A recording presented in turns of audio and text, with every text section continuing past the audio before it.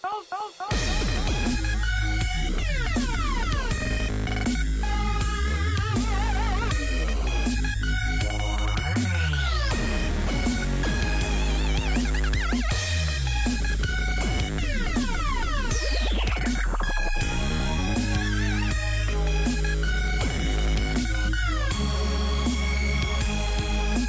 hello, hello. I'm Maris. This is GamerQuest. Welcome. So, as you may have heard already, we're taking a look at Phantasmal tonight. Now, I did a very early review of this game, and it was crazy back then. Now, I know there's a lot that has been changed and worked on. And Joe is supposed to join us unless something happened, so I've got my Skype open. But we will sally forth and all that good stuff. Let me make sure all my stuff's working. Yep, we're good. It's a really cool horror game. Like, really cool. Takes place in the walled city in China, which has since been demolished. If you don't know what the walled city is in China, look it up. It's probably one of the craziest places you'll ever see. And there's a lot to it. There's monsters. It's procedurally generated. I mean, it's got Chthul in it. I mean, it's good. It's good. So we're gonna get into it. Now, the whole premise of it is you are trying to get out of the walled city, which I can understand, especially when you see what's in there. So, it's gonna be good. Obviously, if you die, you start back over. It's a roguelike. But the trick is to hide, use weapons. You'll see I'll be able to pull, wooden boards off the windows, pipes from the wall. There'll be guns. Kooky teddy bears. That, like, stare at you when you walk past them. Stuff like that.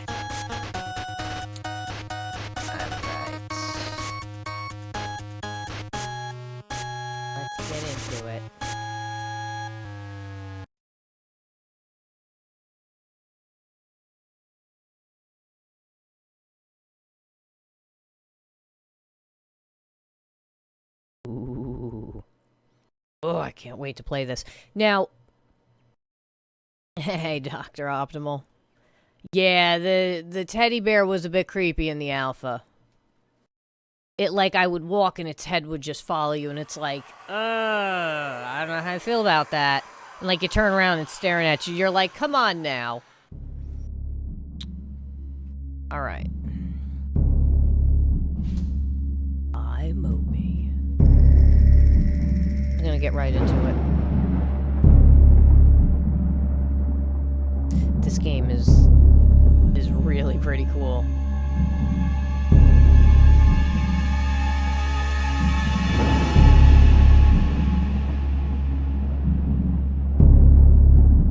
Graphics in this are amazing, and then like the lighting effects and just... Hey, Blue.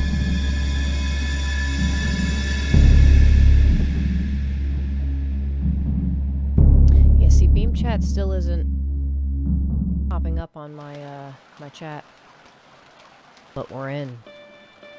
It had been 2 weeks now since my Aunt Jackie had disappeared. Normally it wouldn't have worried me. She runs a drug clinic in the Kowloon walled city. It's one of the most dangerous and lawless places on the planet. Dun dun dun. She knows how to take care of herself. But this time, something was different. I had to find her. Nobody else would. So I'm breaking and entering into it. Okay. What's up, Pneumonica? Clues led to her room inside the walled city. I found her journal when the floor crumbled beneath my feet. Oh no. Jeez, homie. I've never seen this before. This wasn't in when I played the first time.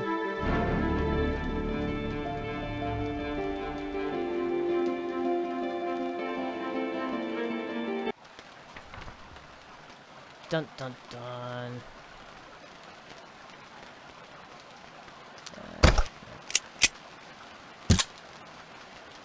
There we go.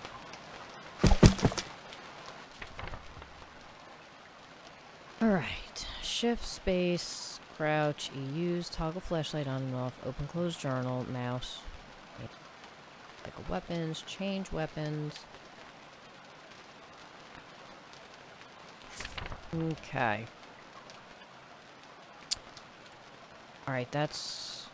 There's something deeply wrong about this place. I have to find Jackie and get out of here, quickly. Okay. Let's do it.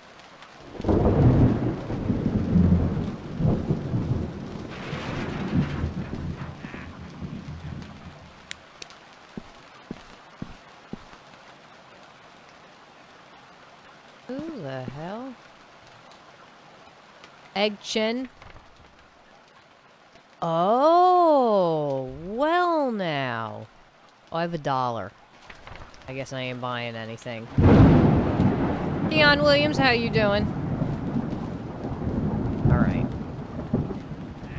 I already don't feel kosher. Here we go. Getting into it now.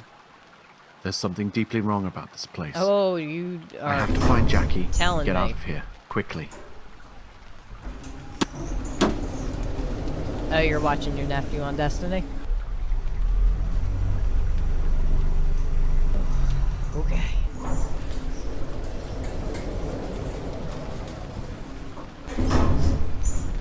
Oh, the horrors that await in this game.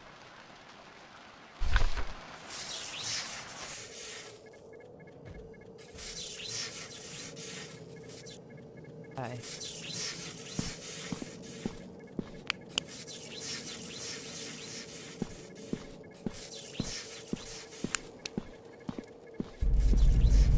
Oh, hell. Oh, that's new. I don't like this.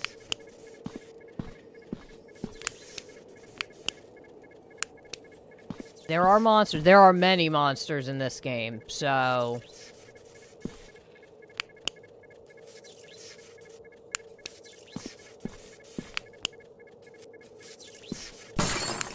Oh my god. Oh god, that was me. I have to watch because some of these are drawn by noise. And, like, some are drawn by light, some are drawn by noise.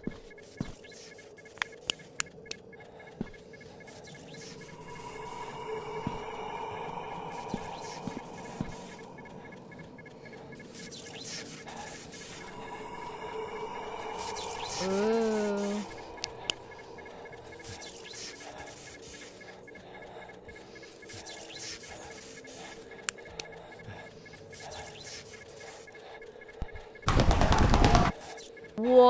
What? What? Shit, oh shit. Oh Christ. Oh God, help me.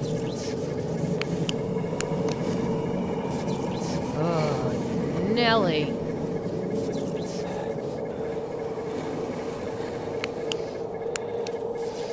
Oh, what is that? Oh, hell no. Oh, get out of here. Get... Oh, no, hell no.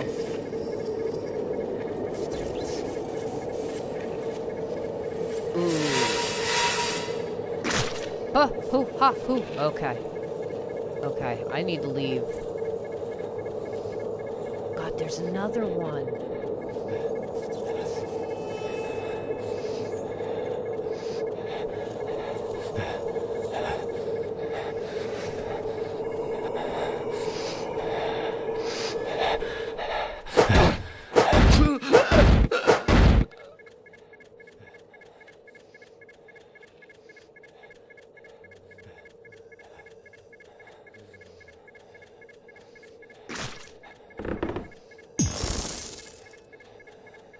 Oh, I got $1.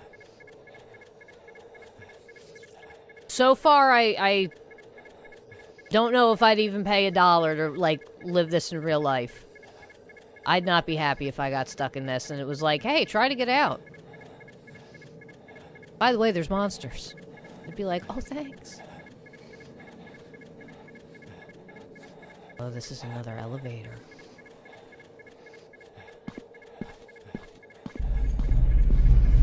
Okay, where are we going? Where are we going? Okay.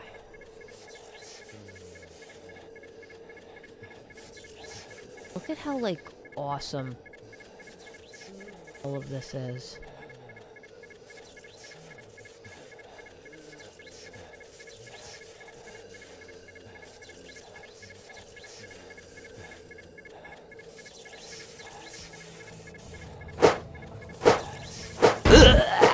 Gotcha. Yeah.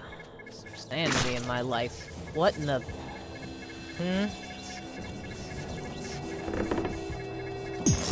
Another buck.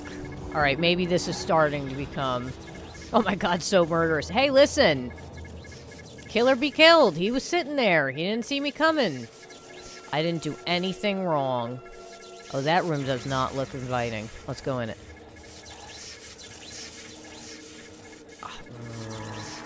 Those crazy, like, eyeball things. Oh, wait. This room was in the alpha, and it was full of these freakish spiders.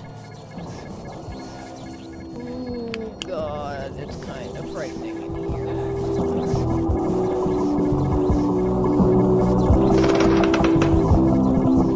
There have been reports of a potent new drug that has flooded the streets of Hong Kong.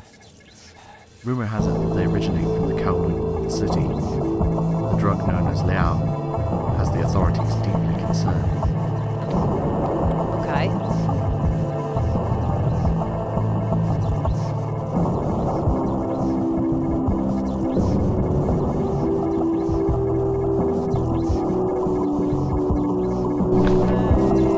Oh, my knee. Sure.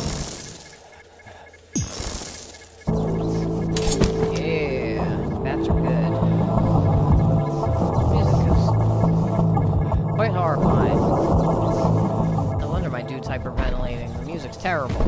I'd hyperventilate too.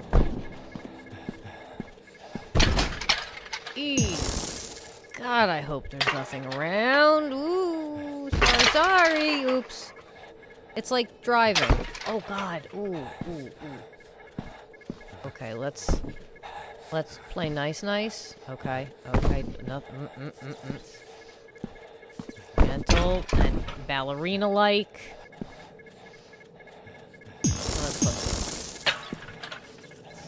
Okay. Fire. What is that? Get the hell out of my way. Move it, chairs.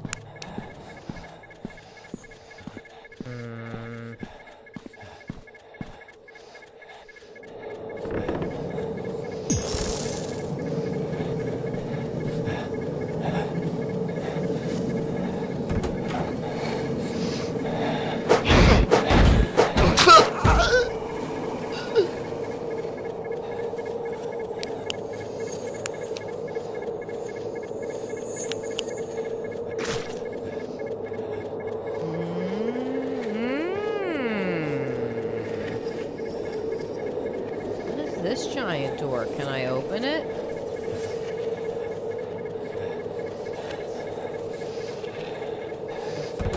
Yeah, goddamn things! I hate these stupid...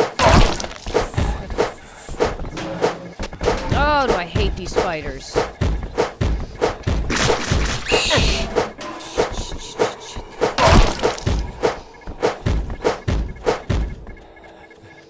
I see you over there. You think I'm blind. I saw you run back there. Listen, head crab maniac. I hear you. Where did you go? There you are, you stupid. Get out of here.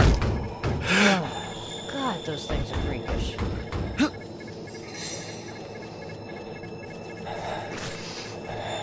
No, nothing. Please have sanity pills, please. I want sanity pills.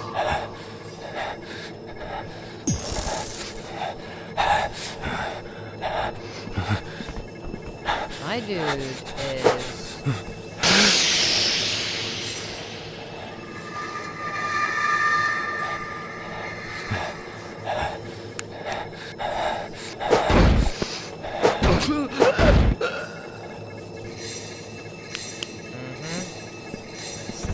homie. Whoa, whoa, whoa, whoa, whoa, whoa, whoa, whoa, whoa, whoa. Okay. Alright, we're moving on. We're gonna move on now, because I'm not feeling so kosher. Oh, furthers into the bowels. Actually, this is the way out. Since we're in the top floor. Oh yes, glass bottles for me to crush and make mass amounts of noise with.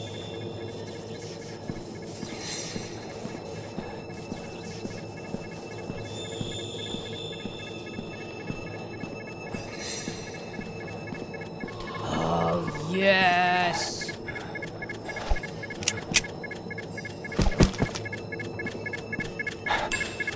Thank you.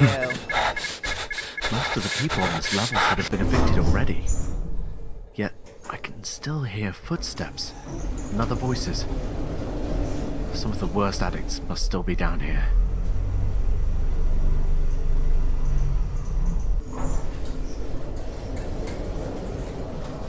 Oof. Man.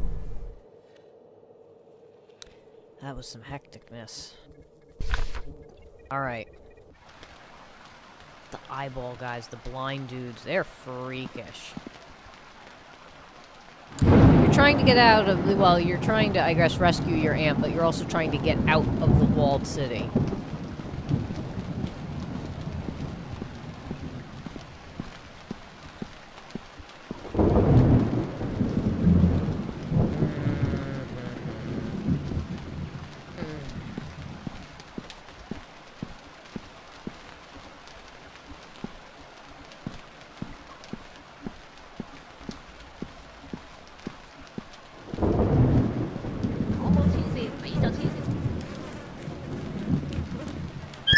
Whoa, whoa, whoa, whoa, whoa, whoa. Holy Christ, that scared the hell out of me.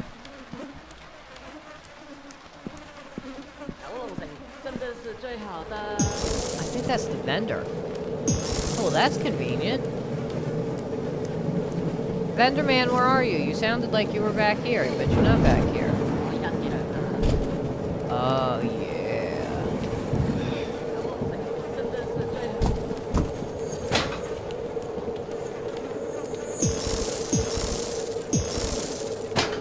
Ooh, I'm hitting my head.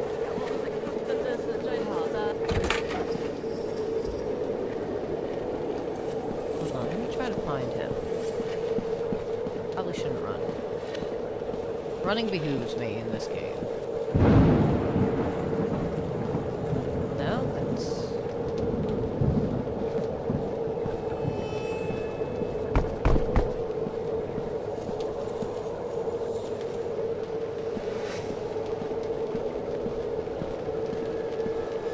Hey, Just Morg, how you doing?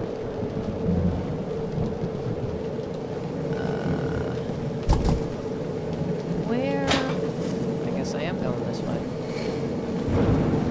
Yay.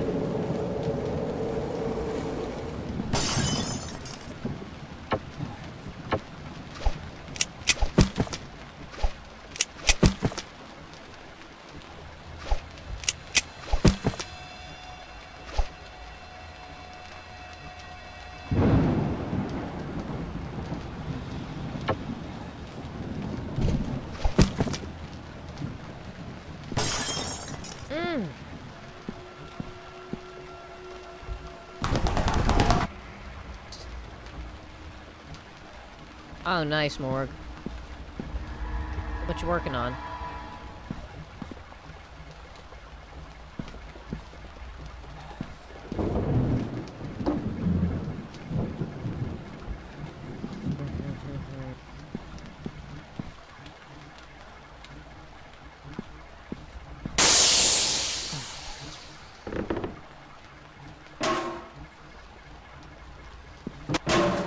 A damn rootin' tootin' thing. There's some over here. Oh god, I'm making too much noise! Oh, GB. I have to, like, pray to elders?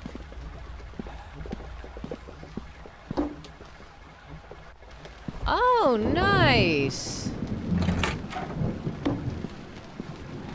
Congrats.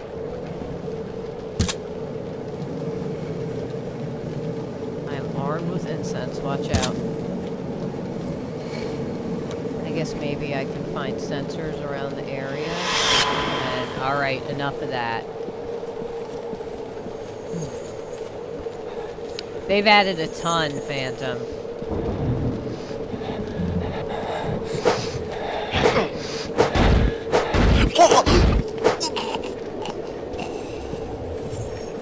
What? Not you!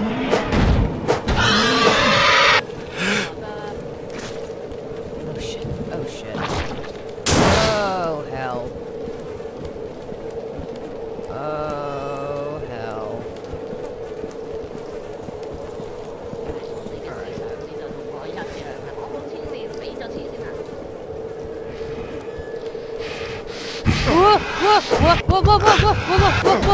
What? Oh my god. Holy criminy. Yeah. Those things were zero joke.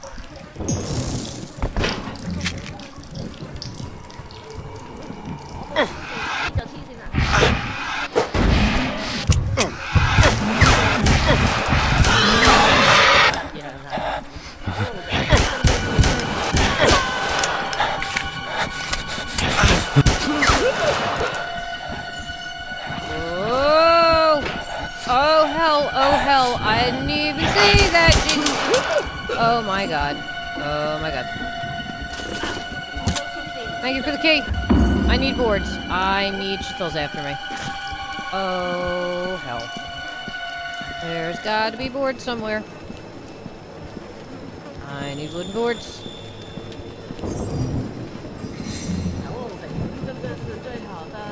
I don't exist. You don't see me.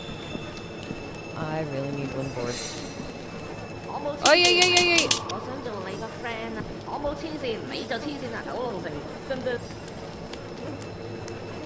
Wait, I shot you.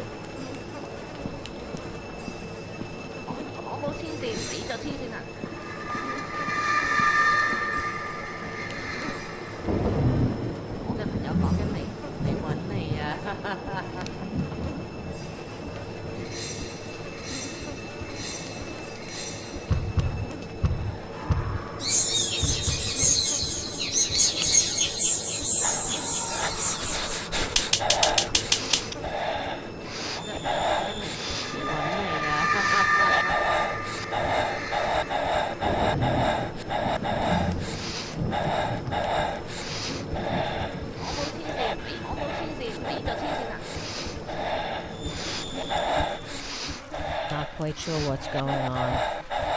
I don't know if I should be scared crapless. Oh, yeah. Okay. Okay, goodbye.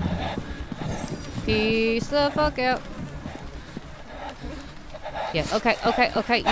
You can... Dude, stop following me. I don't want to buy anything. I don't want any of that. Goodbye. Get the fuck...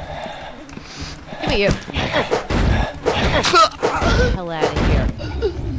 Get out of here. Oh.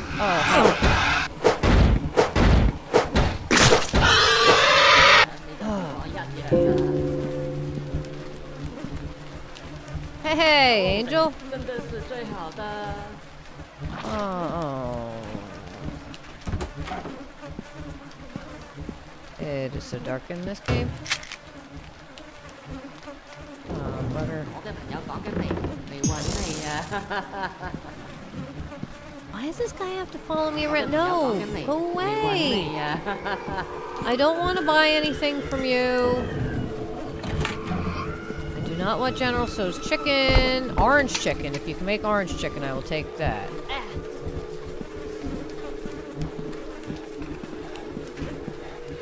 Steamed pork buns. Talk my language.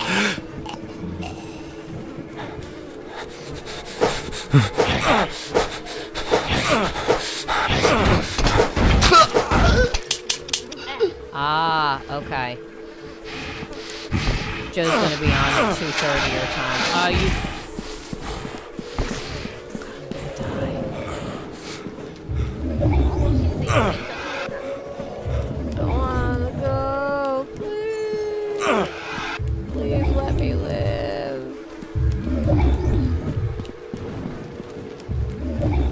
my sanity is just a wreck. Everything is crazy. Oh. No. Oh. They were warped, almost beyond recognition. They seem more animal than human now. All of them have a violent reaction to light, and are hyper-aggressive. Fortunately, their poor sight means I can elude them. Oh my god.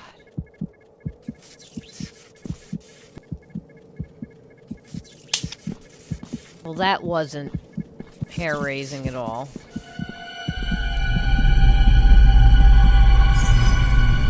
Your accent is a curse.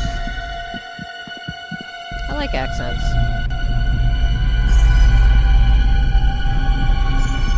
Give your voice personality. Voicinality. It's so dark. Oh, this is so insanely dark.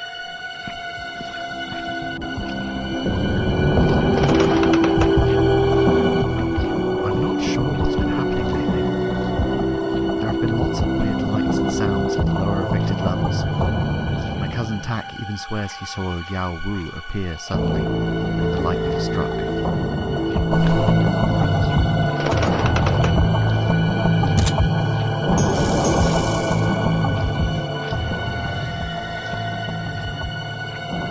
Oh, Australian.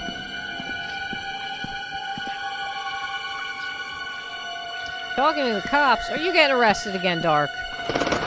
You causing a ruckus. You crazy kids nowadays.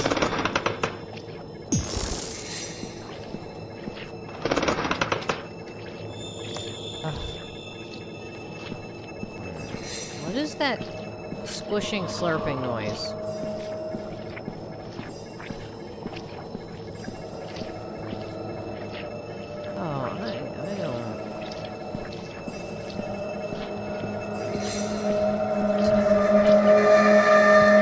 Oh, Jesus, it's this damn thing. Yeah, damn. Holy hell. I kept my money. Alright.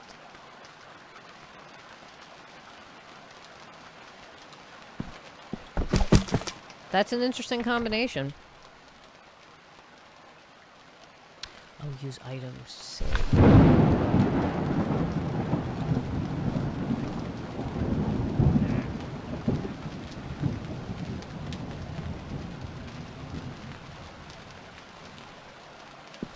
Was the kid being an idiot?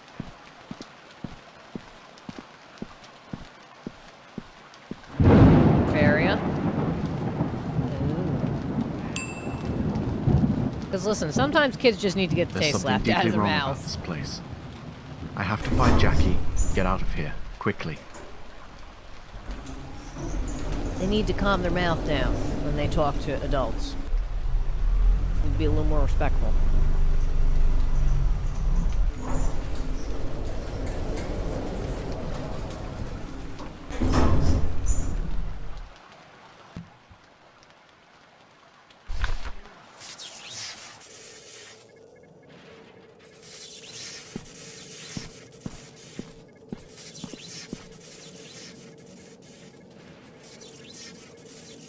Okay. Ooh, I don't want to step on those. I got more than that from my mom. I got the sideways look. It was like, and you knew. Oh. I mean, yeah, if he's not being, like, out of hand, then there's really no need for that. Say your kid's trying to climb the shelves, rip into all the toys. Well, you know what?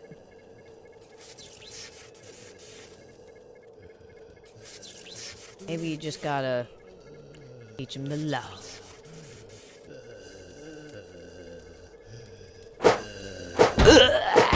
Ooh, one hit kill, yeah! I don't need sanity pills. Oh. They're saying I don't need sanity pills. Ain't that something? Ugh.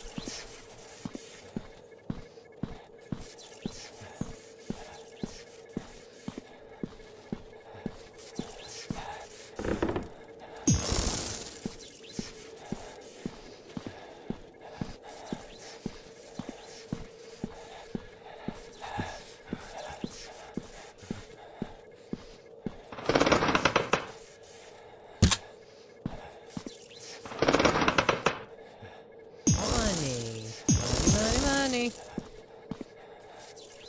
Oh god, this environment's so oppressive.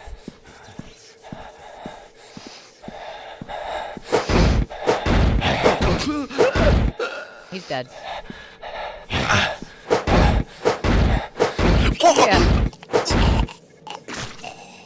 Well, you know, sometimes you just have to reinforce your opinion on people's heads with a piece of wood. It happens. Perfectly normal. Okay, so I was all... Not.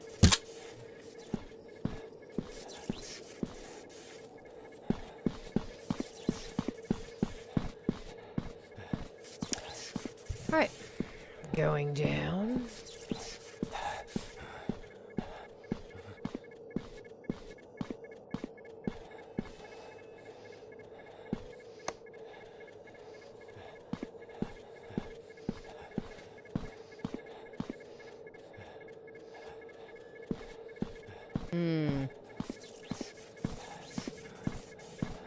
I think I've seen news articles about them. It's pretty cool. Swap out for a new piece of wood.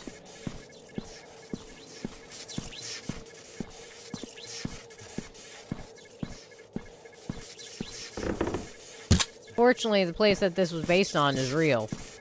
Just not the monsters and stuff, but the walled city definitely existed.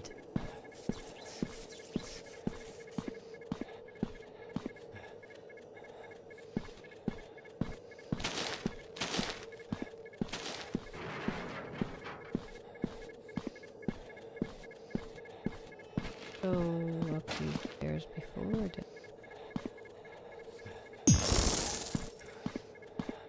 Of course it's locked. Why wouldn't it be locked?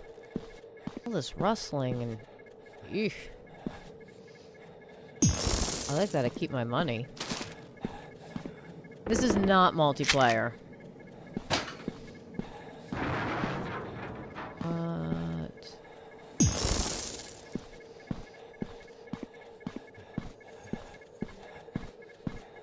Hey, Cliffy, how you doing?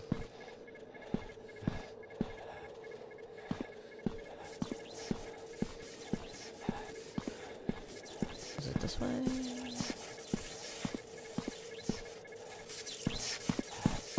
Oh god, that would be crazy.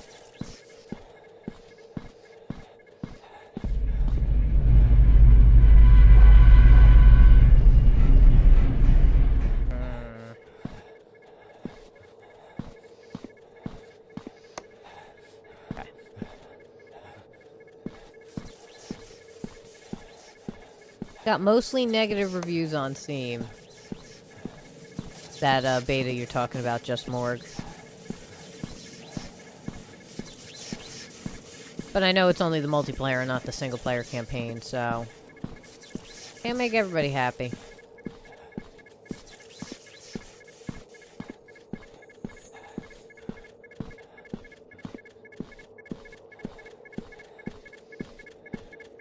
Close.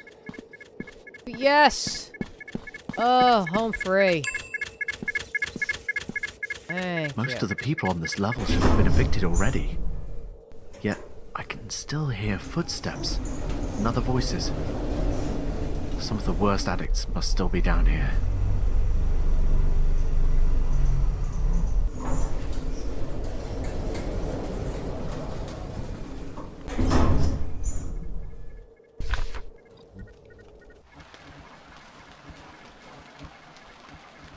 Okay.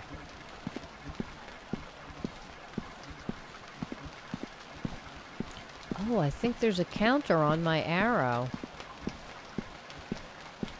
How many levels I've gone down. I wonder how many levels it takes to get through it all.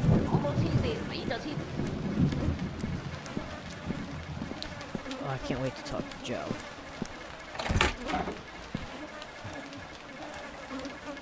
Alright, hold on.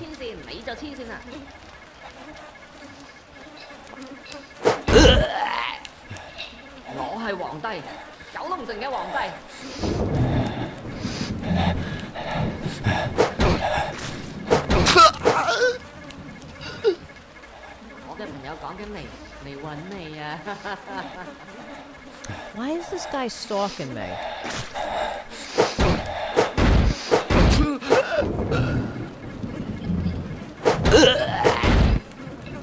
Come on, dude, leave me be. Nihama. Jaja. Gung Hei Fat Choi.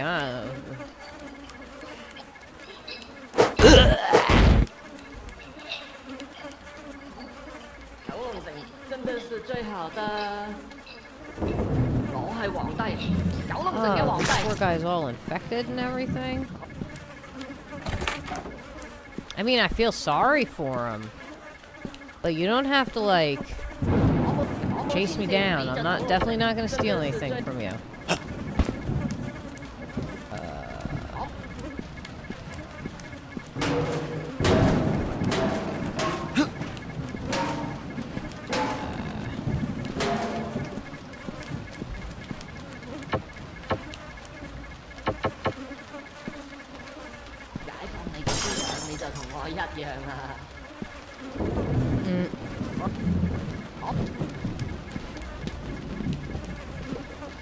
I'm slamming it into a skull.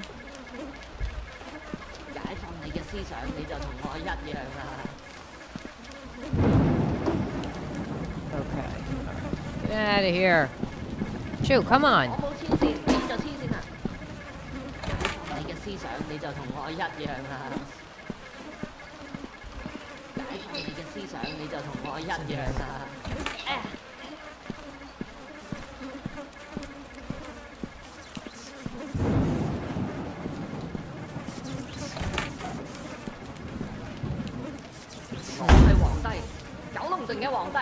Okay. Joshua.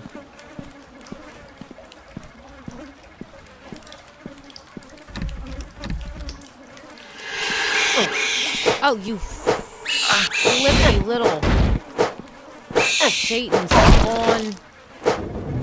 Good thing there's a health kit. Get over here! Sorry, dude. I'll try not to hit you.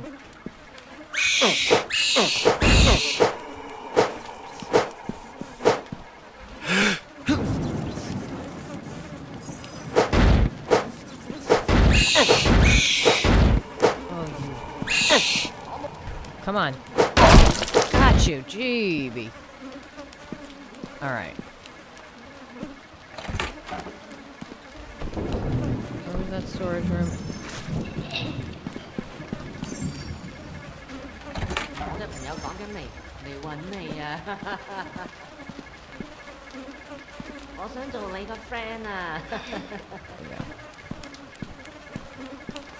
Wait, did he just heal me? Oh, homie, thank you. I really am sorry I hit you with that plank of wood. If you actually just You really have to talk.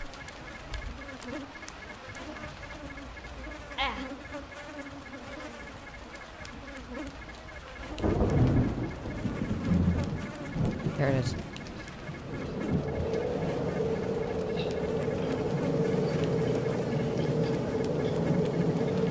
These things are blind. What's that? Oh, there's a bunch of them.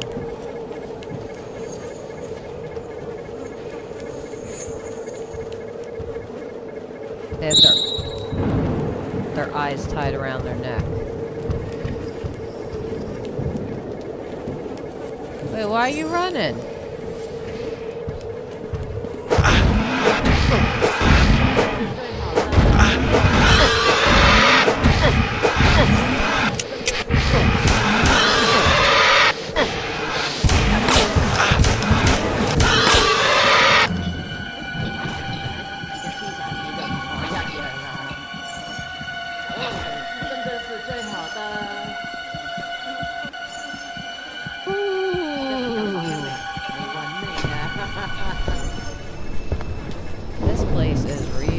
freaky.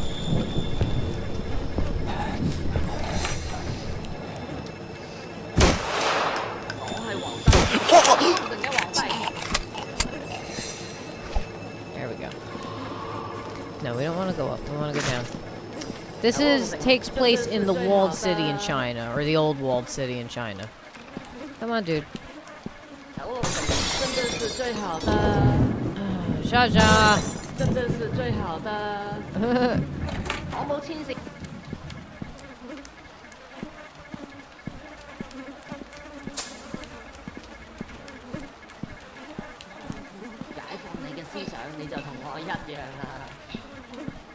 Doesn't sound so confident. I don't think I'm so confident either, though.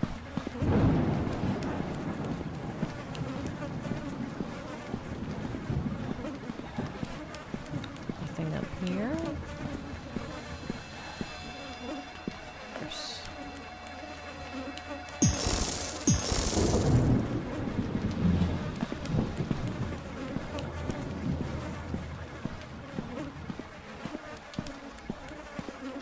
Yeah, he's very creepy.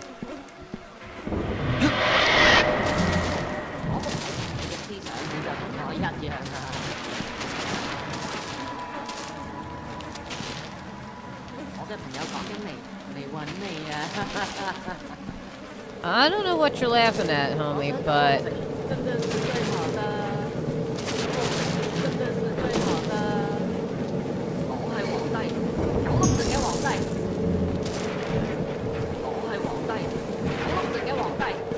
Get out of here, man.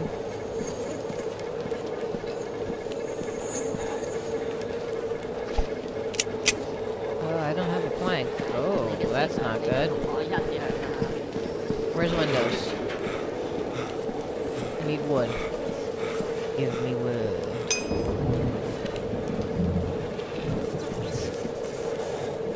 Yep. Bound like crazy too, dude. I'm not a god. Not any of that. Just chill out, home fry.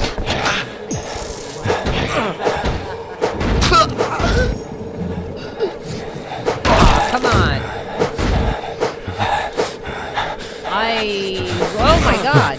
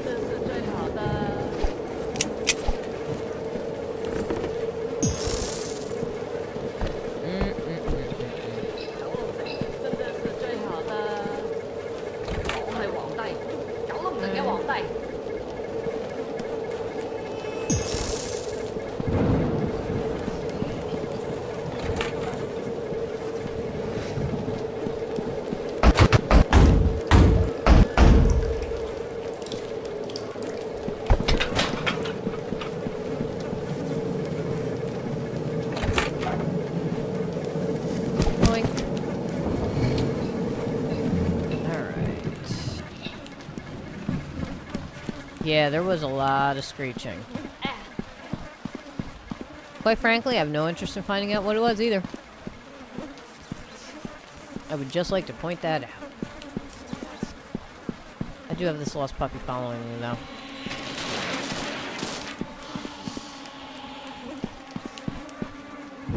Oh, I should probably watch what I'm doing. Those tentacles coming out.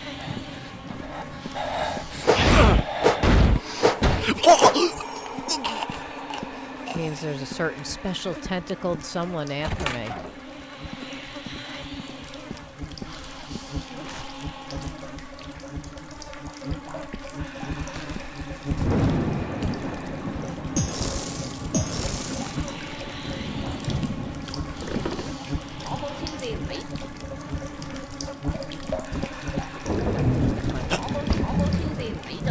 I need sanity codes.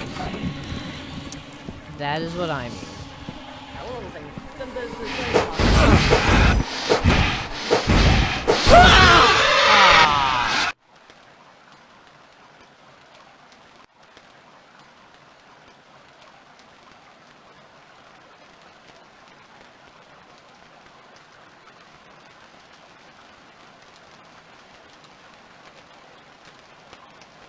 Ooh, my hip just cracked. I don't know if you... Or popped. I don't know if you heard that. I don't think you want to hear it, but that was loud. Old age.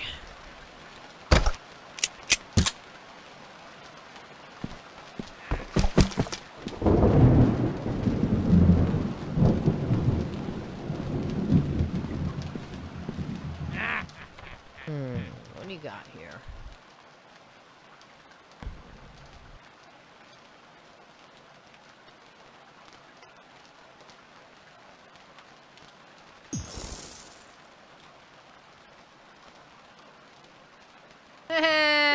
Instead of like a Chinese menu. Ah, sweet. Joe's here.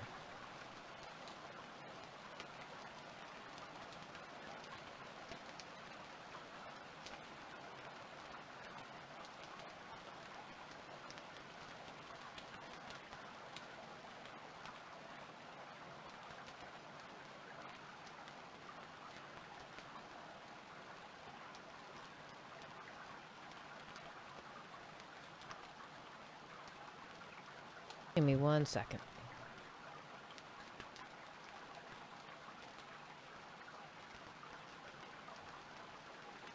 Call him. Hello. How you doing? Oh, I feel like I've been run over by a truck. But other than that, really good. Yeah, I'm really sure good. it's been Really crazy. How'd the official launch day go? You feel it went good, better than expected?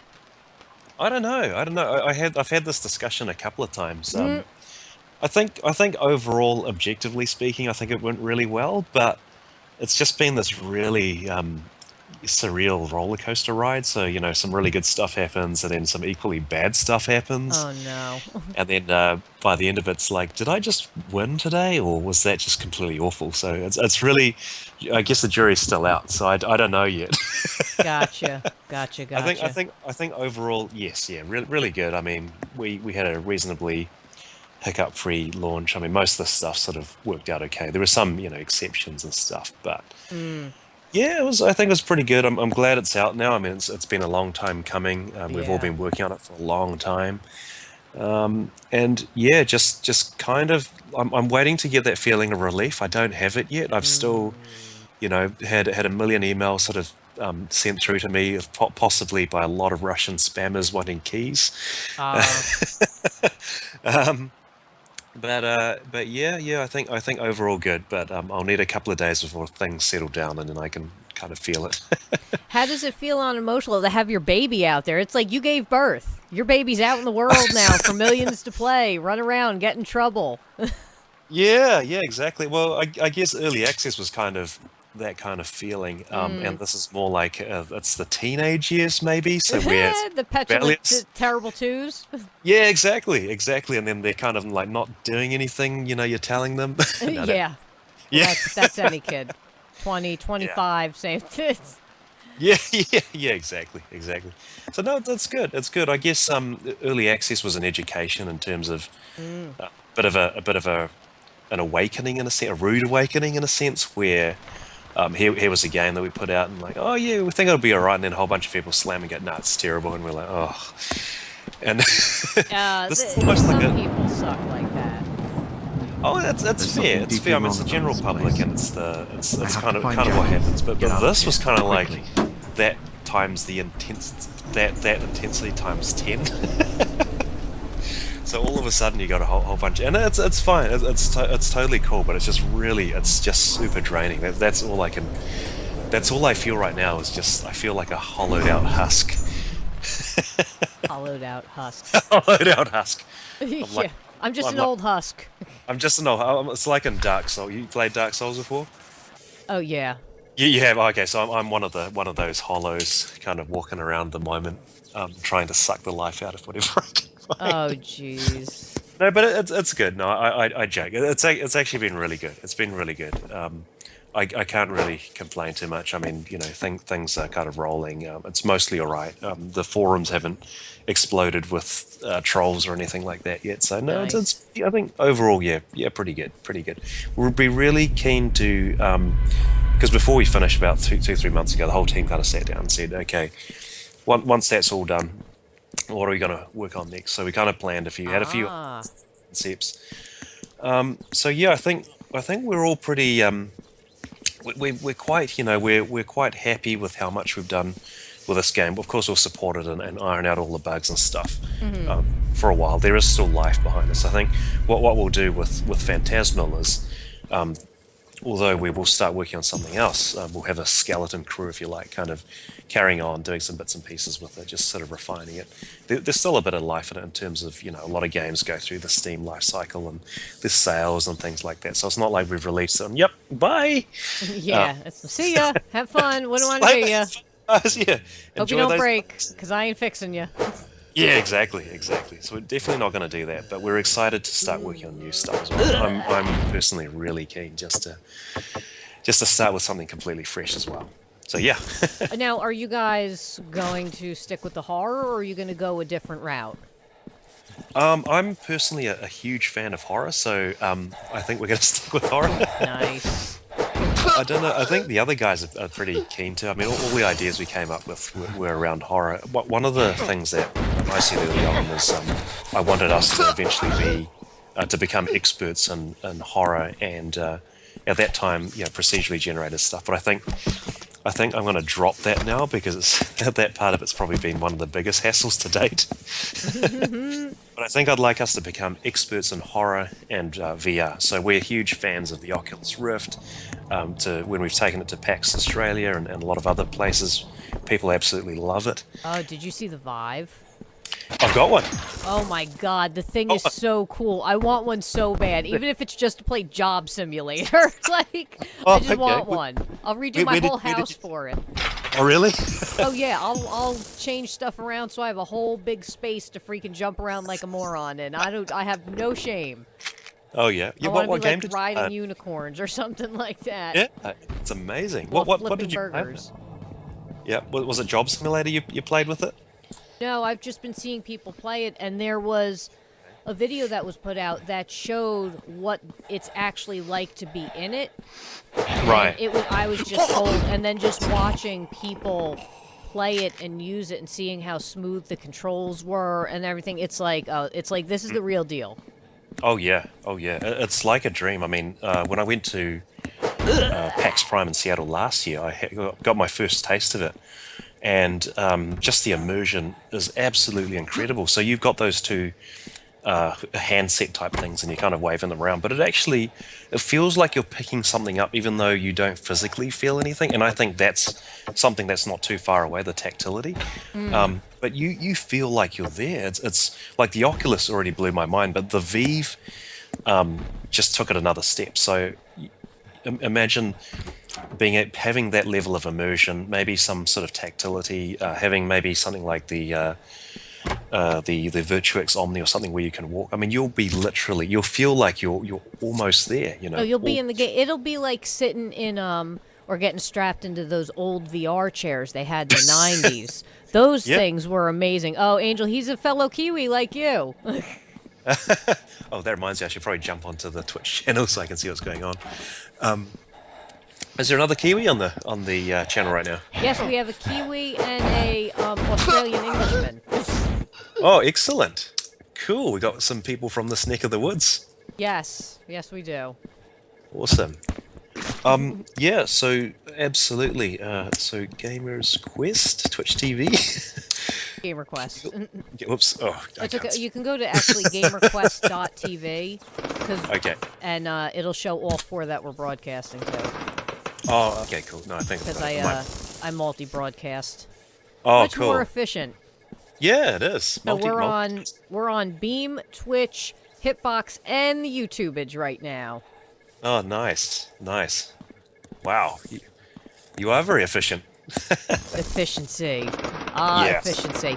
So, I want to say a lot has been refined since the early version of the game. Yeah.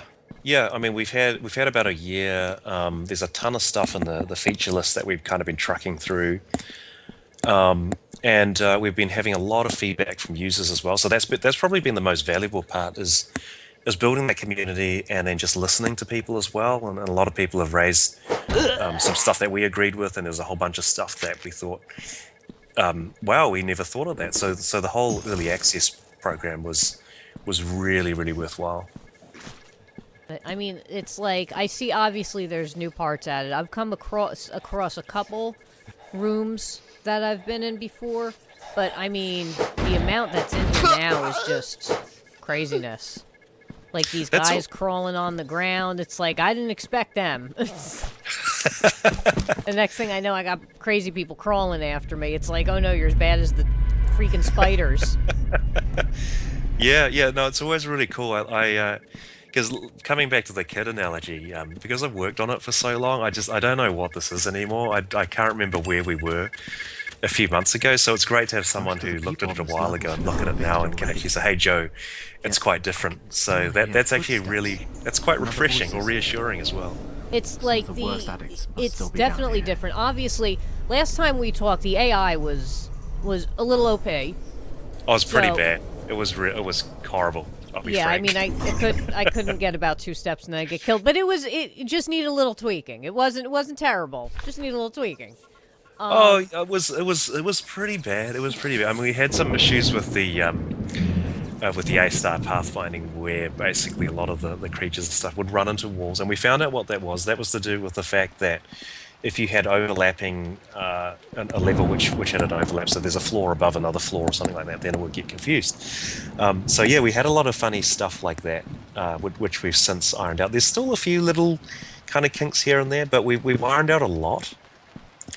Yeah. Yeah. I mean, that was a shock. And then I get attacked by those eyeless guys, and then it's like, oh hey, here's like 50 spiders, and welcome back to the game. Here's some tentacles coming after you. Missed you. Let me get a hug.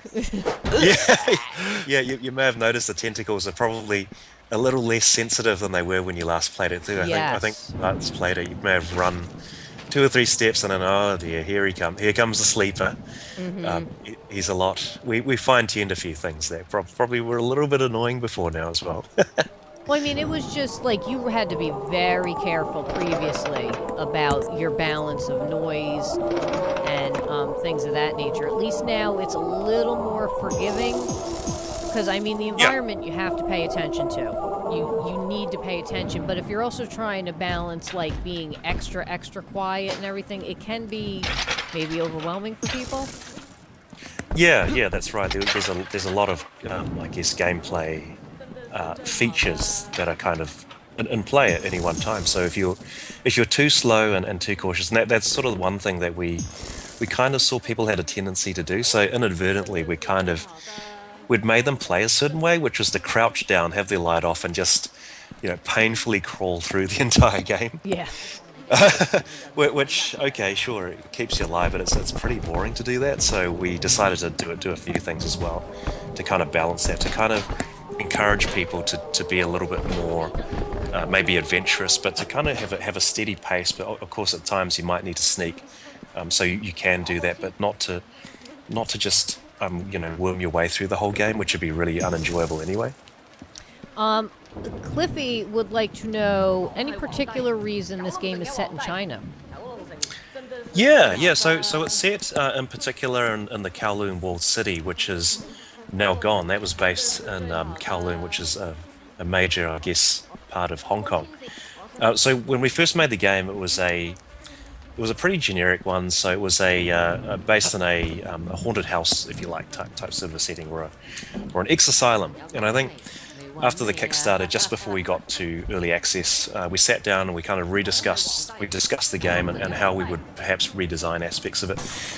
And I said to the guys, you know what, this thing, although we've said, that it's so and so and it has the whole Lovecraftian aspects that we want to throw into it, it just looks like a haunted house. And I said, as much as I love haunted houses, they're pretty, they're a really overdone trope. And so let's think of something that could be similar, but way more interesting. And at the time, Gavin, one of the guys who was on the team before, was one of the testers, said, you know what, Kowloon Walled City is almost never brought up. It's mentioned in passing sometimes. Like, I think it's a level in Call of Duty and Black Ops, but it's never really its own full thing. And I said, okay, that's cool, let's look into it. So I started looking it up on Wikipedia, I did some general Google searches, looked up some stuff, and the more I looked at it, the more amazed I was. I mean, here we have this refugee city that was built up over an old fortress that was left over after World War II. And it was basically completely lawless. There were there was no government intervention, nothing at all. People just built up these crazy ramshackle apartments that were shoulder width apart. There was no police in there. There was power and water, which is kind of a weird thing, but there was no other government intervention at all. So it was lawless, had a whole bunch of criminals, drug addicts, and a whole bunch of stuff. But the funny thing is that it worked as a society, as a little community. It had its own hospitals and schools. People actually lived there, so it was really crazy. So when we looked into it, it was this fascinating little microcosm community, but it was really, really screwed up. And we thought this would actually fit really well with the whole Lovecraftian storyline that we're looking at. Long story short, it's set in Hong Kong, and it's because we found it. We just fell in love with the location. Nice. Now, question for you: who's this creepy stalker dude? And why is he so happy to see me? He's really happy to see you. He's very happy to see me. I don't know how comfortable I am with that. He's kind of interesting because he doesn't hurt you. He kind of we were inspired to make that guy from. There's a guy. I don't know, have you played Outlast before? Oh God, yes. Yeah, brilliant game. Brilliant. Outlast 2 is going to be amazing. Oh yeah.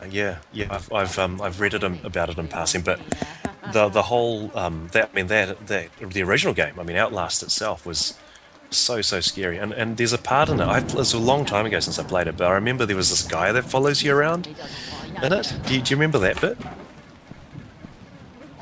I think there's some weird guy that follows you around as well. Oh, the priest dude? I think so. Or the doctor? There's a couple guys that give you problems and follow you around throughout your experience. They crop up at crazy times. Yeah, but they don't really hurt you. I think they just kind of creepily just following a little bit behind you, sort of thing. Yeah, that would be the priest, because the other guy tries to hurt you. Oh, the other guy tries to hurt you. Yeah. Okay. So this guy is basically inspired by that guy, just this creepy weirdo. You don't have to kill him, and he never really does anything to you, but he just, he gets in your way. You can whack him and he'll run away from you, temporarily. I've shot him several times. I've hit him. I figured he'd leave me alone at some point, and then I figured, oh, well, maybe he's just special. And I think he just really, really likes you. He forgives you. He's very forgiving. Oh, he is very forgiving. Look at that smile with that rotted tooth in the front. So yeah, he's basically just a weirdo. He's just a weirdo. He's just a weirdo following you around. He's pretty strange. But he's modelled actually a little bit after my dad.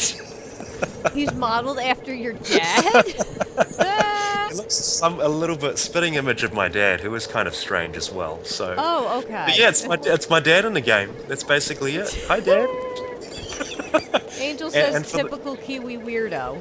Oh yeah. You haven't seen the half of it. I've never been to New Zealand. I would like to come and just people watch and see real weirdos, because we got some loonies here. So I mean, are you again? Oh, I'm in New Jersey, United States. Oh, you're in Jersey? Yeah. That's where my aunt lives. Where your who lives? My auntie lives there. Oh. I've been there before a long time ago, and it was eye-opening to say the least. I mean, I went through New York, went through the subways. So that was pretty eye-opening for me. Yeah. So I'm sure. New York's an interesting place. Yeah. So I think my auntie said to me at that time, within 2 months, she'd been mugged like 3 times. I don't think she lived in a very nice area though. She was a nurse, so. Oh. I guess it's not all like that. No, it's not all like that. I mean, there are some bad areas, but generally, it's actually pretty safe. Right, all things considered, but that stinks that she got mugged. That's screwed up. A lot. Of course, New Jersey. Go figure. Yeah, it's pretty odd. So I think New Zealand. No, New Zealand's pretty tame. I think. Have you been to Canada before? No. Oh, okay. I just okay. heard there are a bunch of nice people up there. I don't know if I can handle that. I have like Walked American almost beyond sensibility, recognition. which is They seem more calm nastiness. than human now. All of Oh, them have really? a violent reaction to Oh, life. you seem really nice in person, but Hyper-aggressive. I guess maybe when I see you in action, you'd be like, "Get out of my way!" Or... I just push old people down, kick children aside. Okay, yeah. Well, in That's that the case, real you me. might want to join these. Get out of my way. Yeah. So it's comparable, I guess, to Canada in a sense. Now, how long... Roundabout, is there a way to beat the game, quote unquote? Can you finalize the storyline? Can you go through everything and, complete it all and exit the city? Or is it mainly you're just going for either how many levels you can get through, finding clues as you go on, but kind of like a perpetual motion of forward motion in the story? Yeah, it is. It is in a sense perpetual. I mean, actually, it is perpetual. So there is a point where the story. So every time you finish the game, there is a comic that kind of explains exactly what happened. Well, gives you a bit more of a clue as to what kind of happens. But there is a point where if you can get far enough, essentially, yeah, you just play on forever. Oh, okay. But it would take, in theory, it would take quite some time to get to that point. But at that point, it kind of explains, why that is happening. Gotcha. I mean, it's crazy what it's turned into, my god. It's like, it's really wild. I mean, one of the things, it's very well put together. The textures in this game are beautiful. Like the bricks I'm looking at right now that have the water overflowing them. It's like, they look 3D. It's like they have a texture that feels like if you ran your fingers over it, you could feel how, like, moldy and crusty and, like, pebbly it is. And it, like, that's a really, really cool feature, at least in my books. I like certain things. That happens to be one of the little niche things I like. Oh, okay. Yeah, it's really cool. One of the things, the major changes that we had technically was so we're currently using the Unity game engine, but about halfway through the year last year, or actually towards the end of the year, we decided to upgrade from Unity 4 through to Unity 5. So Unity 5 is significantly more powerful than 4 from the graphical aspects. So one of the things was physically based lighting, which you can probably see the difference. I mean, you see the bounce of the light and all that sort of stuff, and the shadowing and all that kind of stuff. So that made a huge difference. Yeah. Uh-oh. Whoops. I broke it. Yeah, it's about probably a 3-second lead time on my end. So. Okay, you'll see it in my yeah. flashlight. Yeah. I whooped her butt. Yeah, you whooped it back. Oh. So yeah, graphically, it's improved a lot, even without us doing much. But the cool thing is, one of the guys who is on the team at the moment, a guy called Brian Bell. He's actually based out in Detroit. He's one of the dev lead's good friends. So Jeff is the lead developer, and he actually was based. He grew up in San Francisco, so immigrated over here a few years ago. But so he's got a lot of good friends, and one of them was Brian, and he actually went out and worked for a while in Hollywood as a lighting lead. Ooh. So he's kind of new to the games aspects of things, but a lot of the ways put the levels together and stuff looks really nice now compared to when we first started. So there's been a lot of I guess little incremental little improvements that way. Now, how challenging was it to upgrade? Because I know some games, like for instance, when 7 Days to Die upgraded from Unity 4 to Unity 5, I mean they were down for a week when they upgraded. So just 1 week. Was it a challenge to upgrade? Did you have to go back in and reprogram things? I'm sure there were changes made to the back end too, which was something deeply wrong about unforeseen. This place. I have to find Jackie and get out of here quickly. It was a complete nightmare. Oh no! It was in a week. I think it took us a month to finally kind of figure it out. Oh, ouch! They changed that much? The problem is, I guess on our end, I don't know about 7 Days to Die, but we had a lot of third-party assets and libraries, so a lot of things were, stuff that was code or scripting that was done out from someone else. And so when we upgraded, a lot of things just broke, and a lot of things weren't Unity 5 compatible. So we had to go in there and basically recode a lot of stuff. From the art assets side of things, I don't think there was too much that was broken. I think some things broke, but yeah, basically lots of little things, lots of kind of fairly major things. I think one of the worst ones was the actual procedural generation side of things. So that we're using a third party for that, and that just flat out just didn't work anymore. Oh, jeez. But fortunately, the vendors actually sorted that out. On our end, Jeff was very diligent. He kind of followed through and got that all working. But yeah, it was significant, the amount of effort we had to do to upgrade it. But once it was all done, we couldn't have been happier. It was just looked like a totally different game. There's so what other challenges have popped up since the alpha versus obviously now we're at final release. I'm playing the final game. What were some of the further challenges that popped up? Because I know we spoke a little bit about it, but that was only up until that point, and obviously we can tell there's been a lot more work put into the game. There's been lots of kind of little things. One thing that I can think of now, and I don't remember in this grand scheme of things how difficult it was, but it's a surprisingly innocuous thing. It's around the whole gamma and brightness that you would never think would be an issue. You think, oh, okay, well, we'll just set this thing and it should just work. But it's been a total nightmare, actually, and I think it's plagued us even through to full release that we're now very, very desperately going through and trying to fix as well. That's because of the fragmented nature of computer hardware and the graphics cards and all sorts of stuff. So everyone has a really wide variation in terms of what they have. So for some people, even that gamma setting should fit most people, but then you've got these 20% of people where it's still way too dark. Yeah. All that kind of stuff, which you usually don't think is a huge deal. So we've got a workaround now where it should catch all, but that's been a real pain in the butt. What else has been a bit of an issue? Nothing else major that really pops into my mind. But mind you, I'm in husk mode right now, so I don't.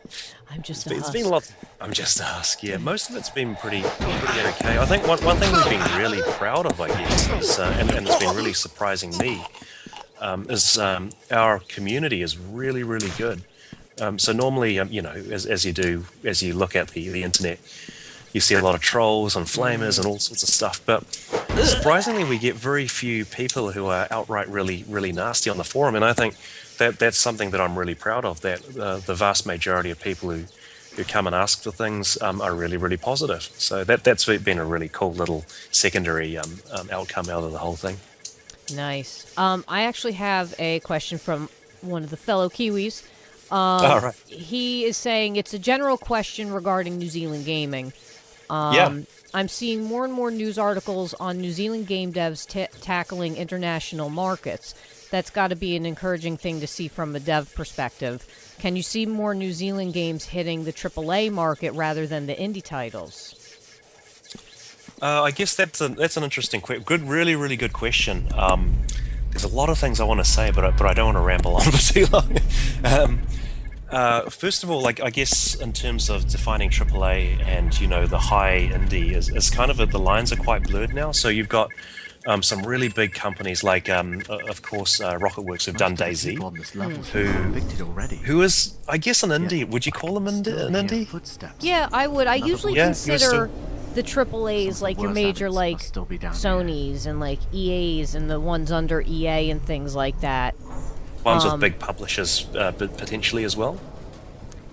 Yeah, the smaller publishers. I'm not going to say Square. Like for instance, SquareSoft has a publishing They're not an indie publisher. They are a No. AAA publisher. EA offers publishing. They're a AAA publisher. Like there's kind of that line that I draw. Like Tiny Build.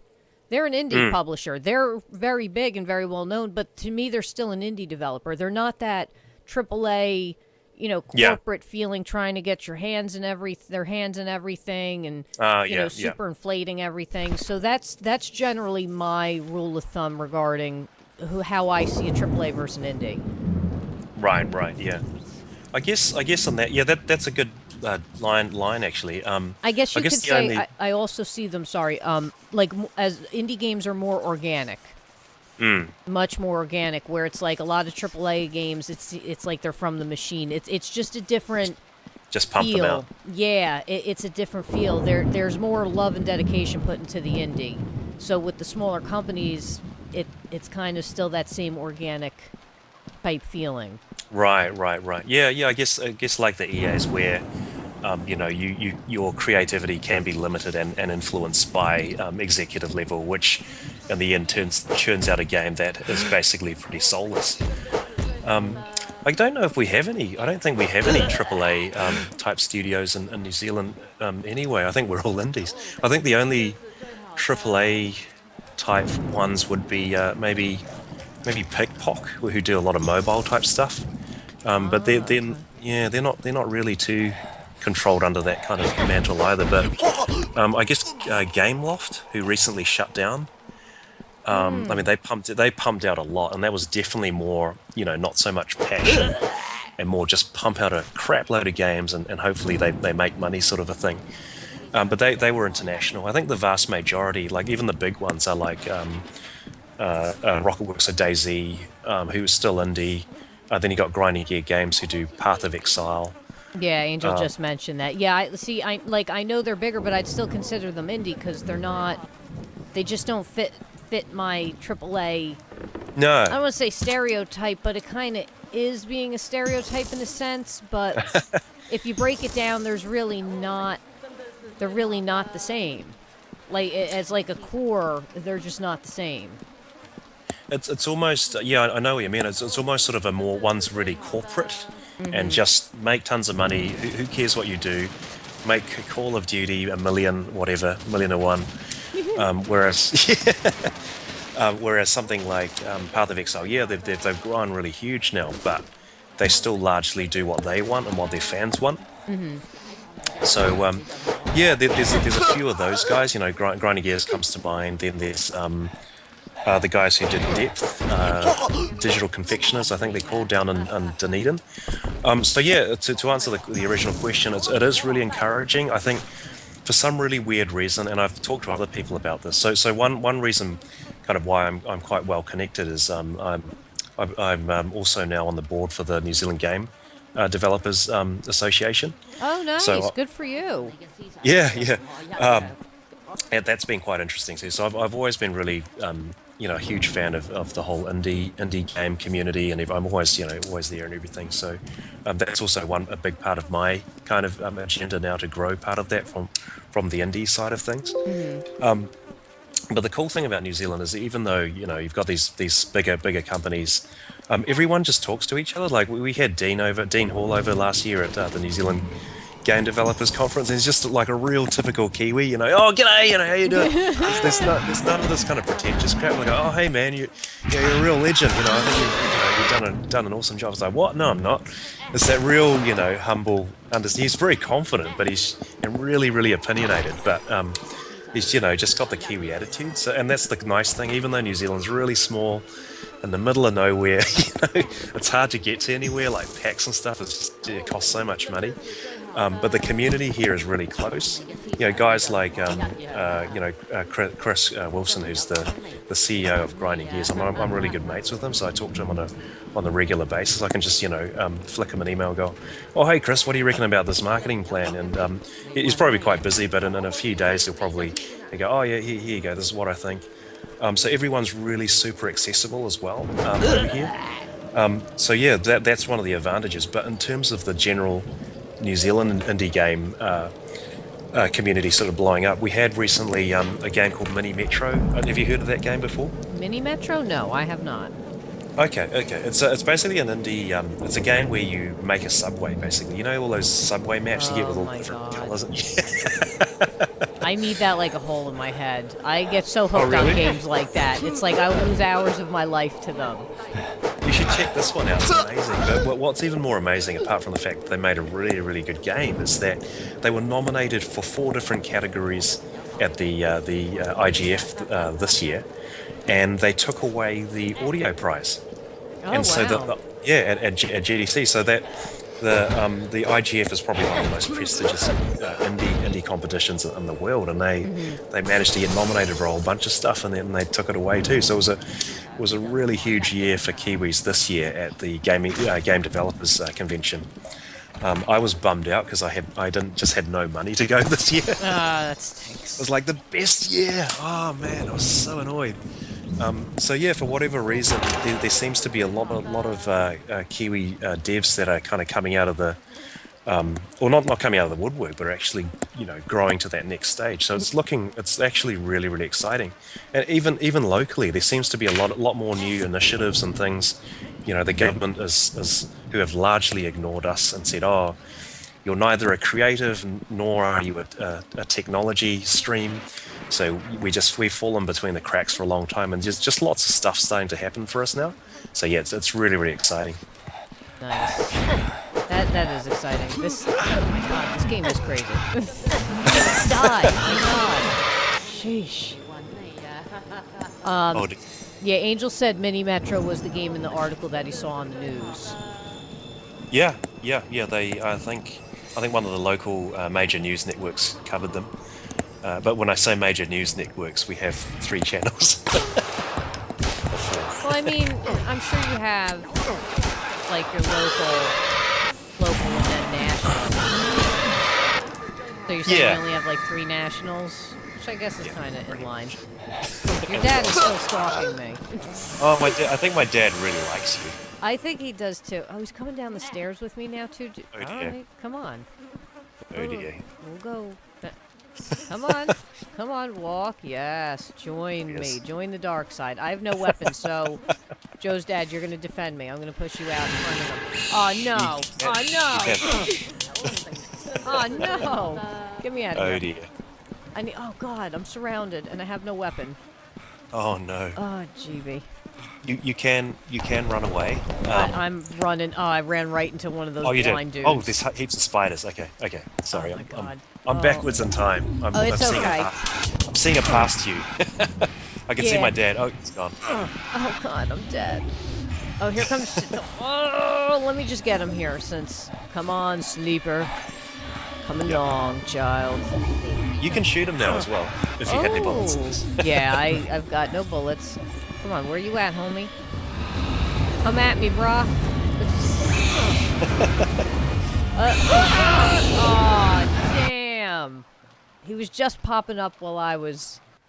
Oh no, dying. you almost got away, huh? Angel says those are character traits of Kiwi dads. So I guess you must have a crazy dad too, then. So jandals, smelly, flies hovering around him. Oh, hi, old fox. How you doing? So again, if anybody has any questions or anything like that about Phantasmal, please feel free to ask them, and I will confer them along.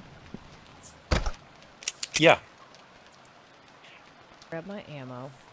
Now, obviously, you made this. Have you sat and played through and gotten any thrills out of it, or it is what it is. You made it, so it's like had enough for right now. Well, I mean, I think I've clocked, according to Steam, I've clocked 1,000 hours in it now. Ooh. And yeah, I mean, because we lost our dedicated tester a little while back, so it's ended up being me. Most of the time. Yeah. So I've had to play it a deeply wrong. lot. So I guess the good thing is because of the procedural generation, I am not guaranteed to always be able to make it to the end. I mean, I can make it through sometimes, reasonably often, but I can't always make it to the end. That's annoying because when you're testing it and you just want to do an end-to-end test, you don't want to always die in it, without cheats, of course. Right. But there are times, there are times, when I can feel myself slip back into that kind of groove where I'm kind of have that tension when you don't know if you have enough resources left to make it to the next bit because I'm not guaranteed because I simply don't know where it is. Yeah. And it's those times where I'm, just hanging in there with a little bit of health, and I've got hardly any ammo, hardly any items, and I kind of get to the end. That's when I actually get sucked back into it. So I still do have those moments from time to time. Now, the artwork, you guys have an artist on the team? Yeah. Nice. I mean, there was a lot of work that went into this. Did you guys work, like, I guess what I'm trying to say is, did you tell him, like, all right, this is the direction I want to go, or did you guys sit down and say, this is what we're looking at, this is the feel of it, and then they would do, like, concept drafts? Like, how did you come about, like, picking the artwork that was going to be used in, like, the floor tiles and, just this tiling that's on the stairs and things like that, the signage, how did that all come about? Was it delegated, team effort? Well, in terms of art direction, to begin with, we didn't really have any. Okay. So that was something that was quite interesting as well. So Brian is always really, he's very accustomed to having an art director or something like that. And at the time, I just said, "Oh, make it dilapidated." Make it dirty. Make it dirty and gross, and that was pretty much it. We've actually leveraged a lot of art assets, so we bought a lot, and then we kind of just combined a lot of them. So BB's he either used them sort of straight out of the box, or in a lot of the later levels, he's actually gone through and retextured a lot of them as well. So kind of combined them a lot. But the general idea originally was to take a look through the Kowloon walled city and kind of have that kind of theme with it. I mean, admittedly, the real Kowloon walled city is way dirtier, and it's way the streets are super narrow, so they're probably like a shoulder width apart or something like that. Yeah.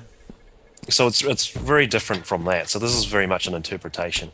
Well, one of the problems is if you have it too thin, then it just becomes this tiny little maze, so that the gameplay side of it then suffers.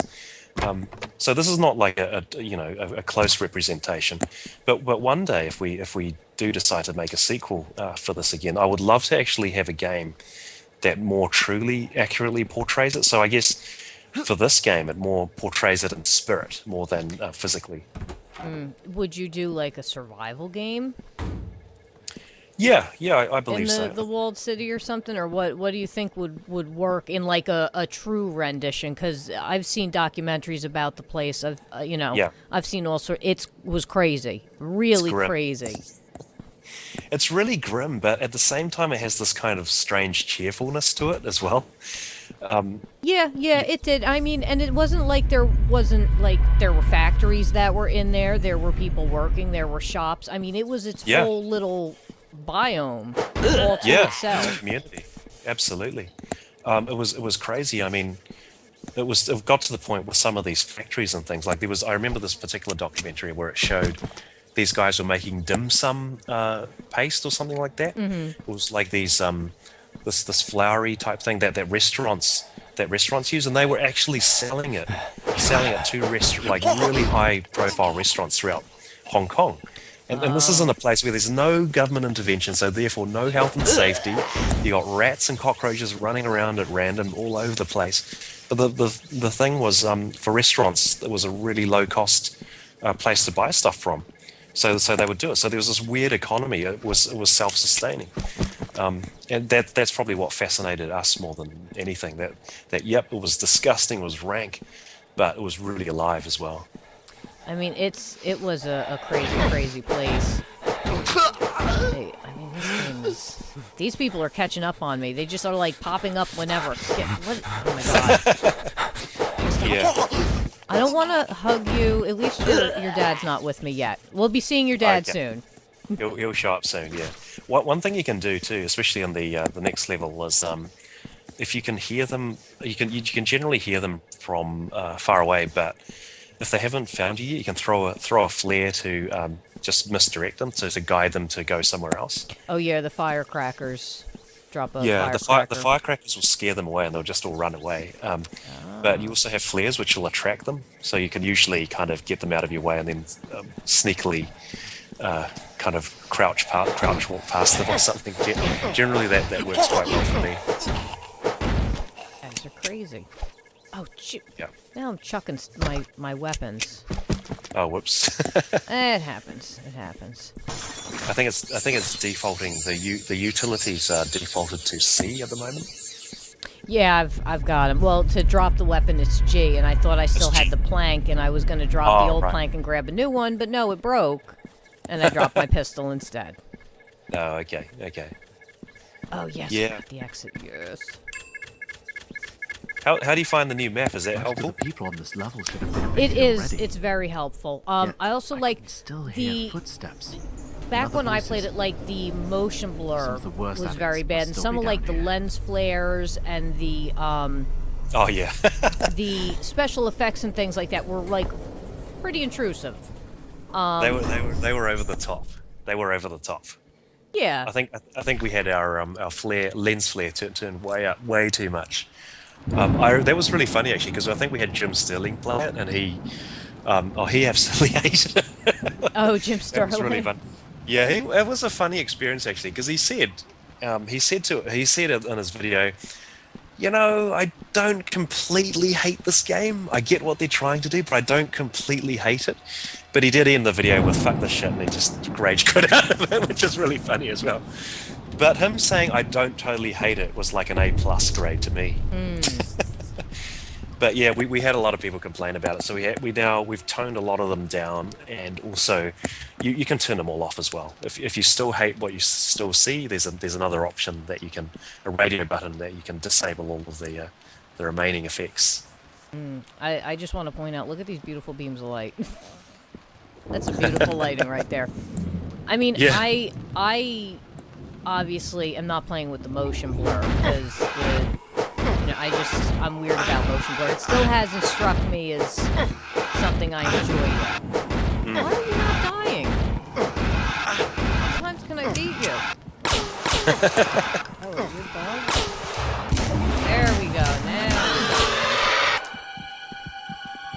Oh, there's another thing you can do now as well that may have changed, is you can hold down the fire button to basically to charge up an attack.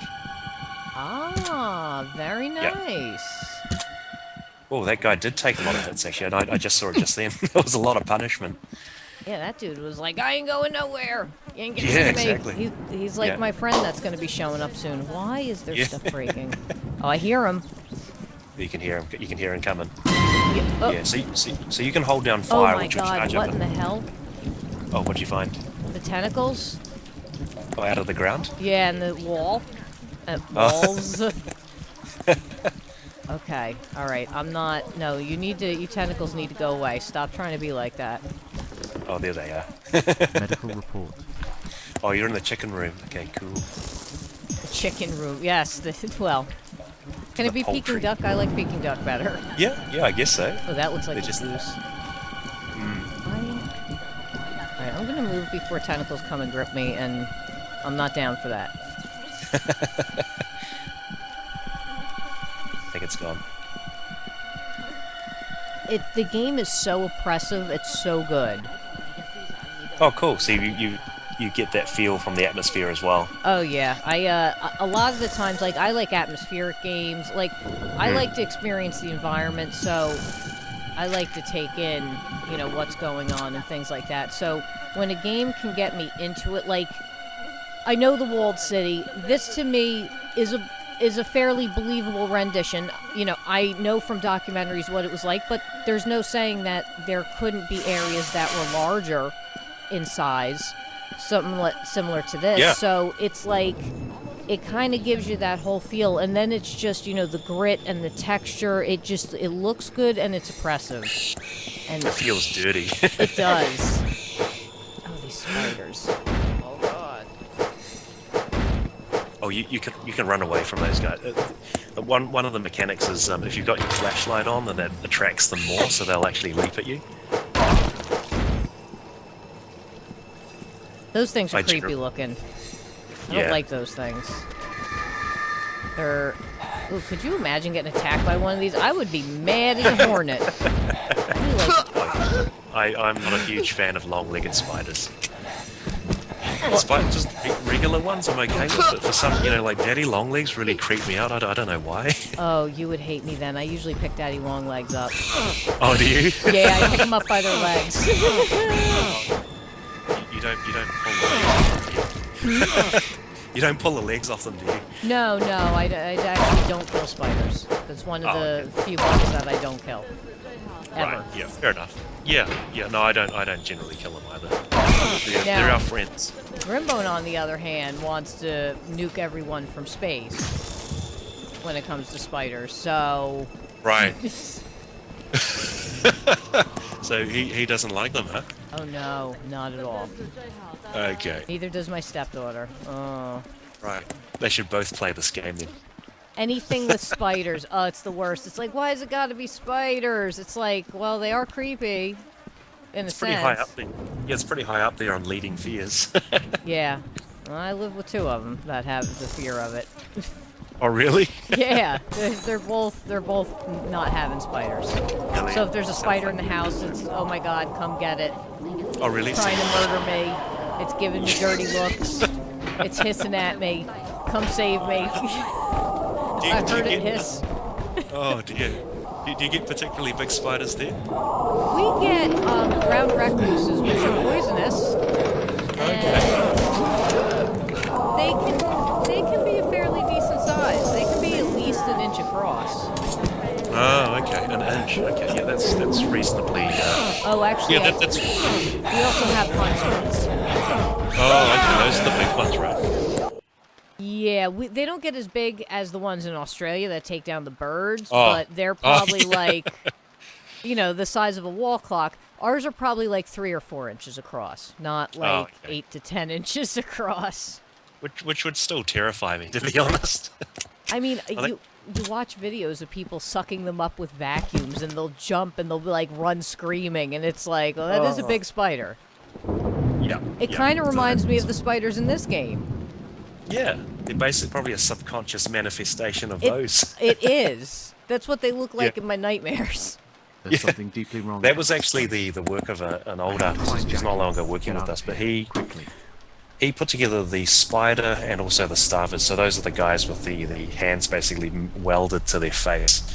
Okay. Yeah, and he's a huge fan of Geiger, H.R. Geiger as well. I'm a huge fan of H.R. Geiger, but the stuff that he put together, I'm pretty bummed out he's no longer working with us. But he did some amazing work, some really wonderfully twisted art. Yeah, I mean the art, even the guys that are blind that have the eyes wrapped around their neck, like that's fairly disturbing. That's not something that someone is just like, oh hey, let me like. There's a little bit of a dark spot in someone's mind when they come up with something like that. But it's brilliant. Like, it is. Yeah, no, I really love that kind of twisted, weird stuff. Like, I mean, H.R. Geiger is an absolute genius. I mean, melded that biomechanical kind of a theme, and that's kind of a bit of, I guess, how you just kind of represented. Like, this creature is this really twisted, still recognizably human, but just twisted in a little bit, and it's just really weird. So you can relate to it, but it's really grotesque and strange as well. Yeah, they are pretty grotesque. And when you first see them, it's like, oh my god. What the hell is that? Yeah, it's just, they're very creepy. Even the way they move. It's like there's certain movements, you can kind of see that they're like gangly, not really well coordinated per se. It's like, and I could be just crazy for picking that stuff up, but that's what I do. No, you're right. You're absolutely right. I mean, if you pick up enough notes and things, you'll see that eventually it kind of hints at the nature of what they are. And at the end of the day, there is a high likelihood that they are just people.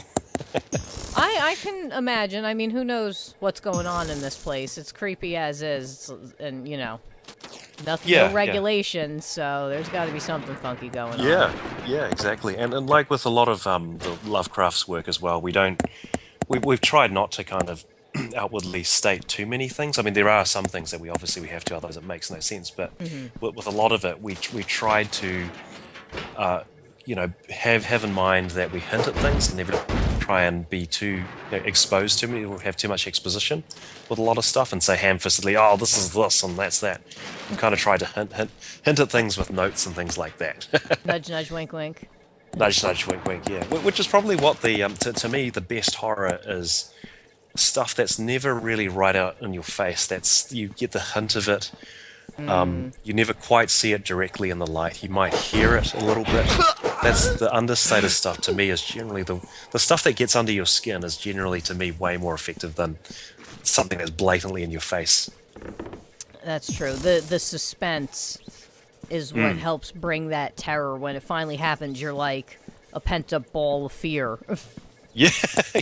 And it might not happen either sometimes. Yeah, that's true. Now, Pneumonica is interested to understand exactly how the sanity mechanic works. Yeah, that's a really good question because that's a central part of the game where you have to, as well as your life and your health, you have to manage your sanity because losing your sanity sometimes can be actually worse than just being at low health. I mean, of course, outright dying is the worst because then you lose the entire game. But the way the sanity works is there's a lot of things that basically will reduce it. So the first one is there are a couple of creatures in the game, or actually I think there's about three or four of them, that if you're looking directly at them in the full light, specifically with your torch turned on shining at them, like the starvers, basically, first of all, your vision will start going. And then your sanity will start draining away as well.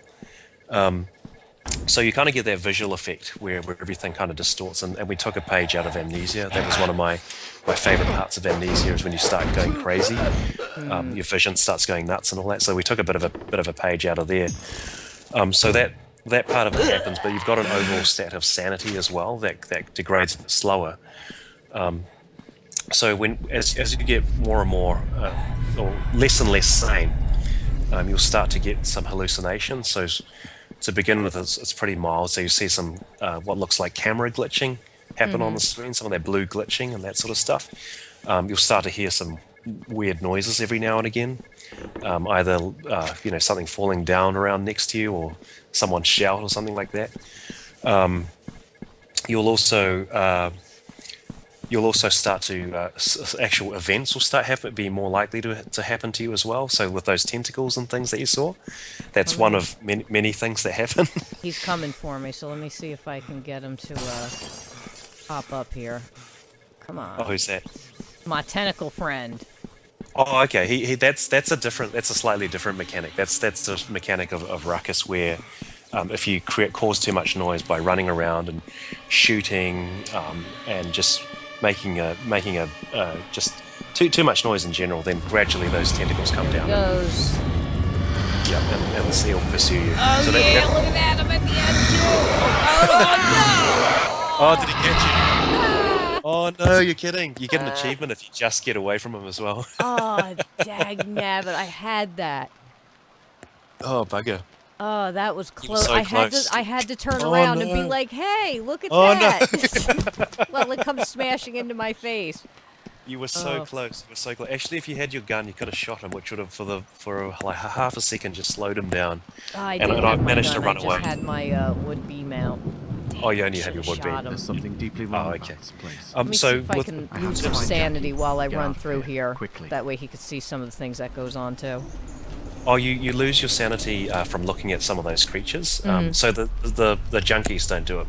No, But, I know, but the guys, the blind dudes. Yeah, they're only on level 2. One of the other things you can do if you wanted to deliberately lower your sanity is to turn your light off and just creep around in the dark for long enough. Which was another page out of Amnesia, where if you sat around in the dark for too long, basically your sanity will start draining away. So that also happens in this game. It takes a little while though, because we don't want to make it so hard to sneak by things. So it takes about, I think, around 20 seconds or so before you start seeing some of that weird pulsing, which means that your sanity is draining. So you could turn your light off now, although that torch fire will regenerate it. Yeah, it's like, I mean, for how dark the environment is, there actually is a lot of light to it.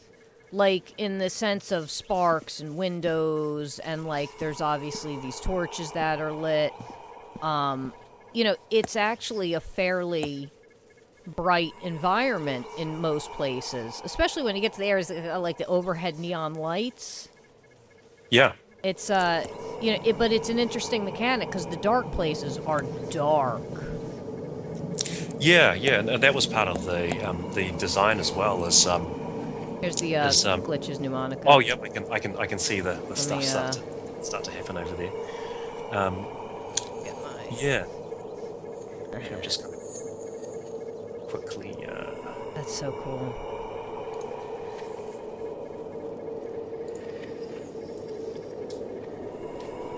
Here we go.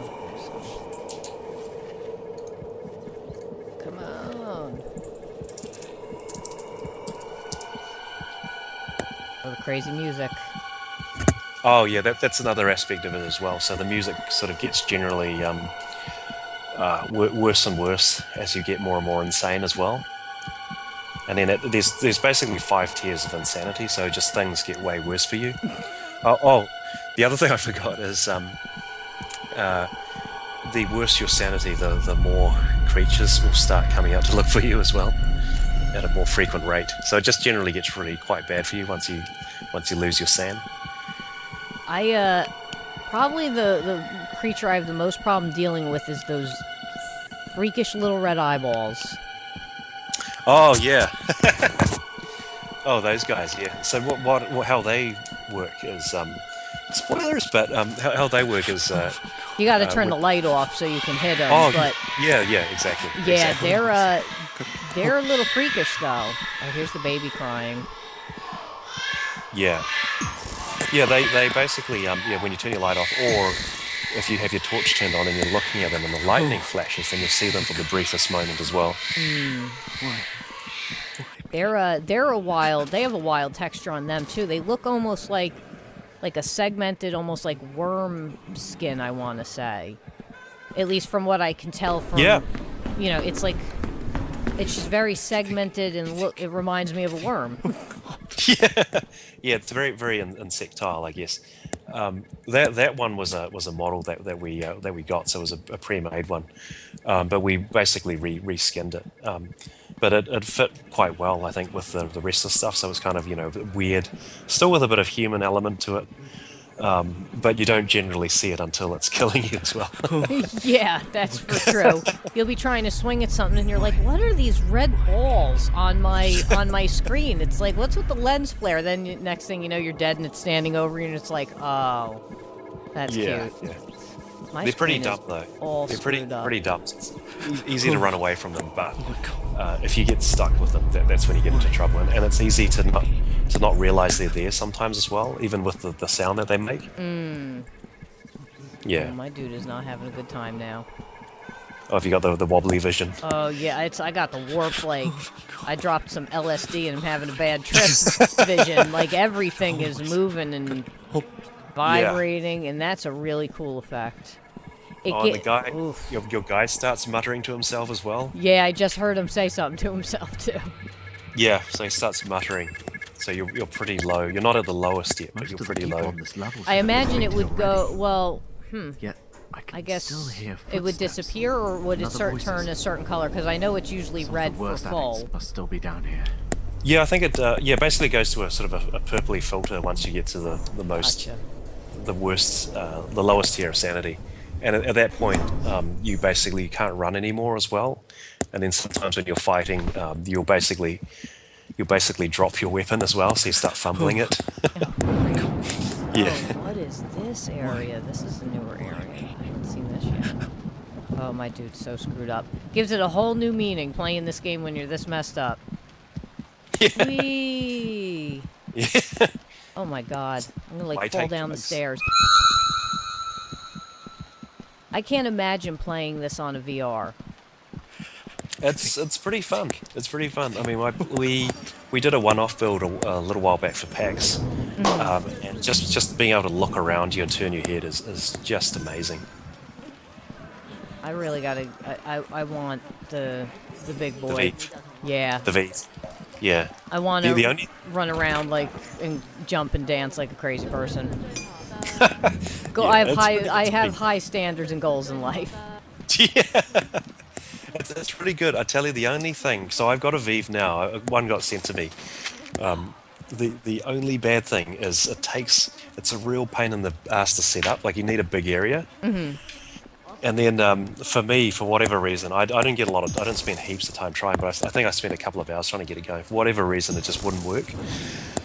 So I think that the setup is definitely way more of a pain than the Oculus. So the Oculus, you just plug it in and just starts working, sort of.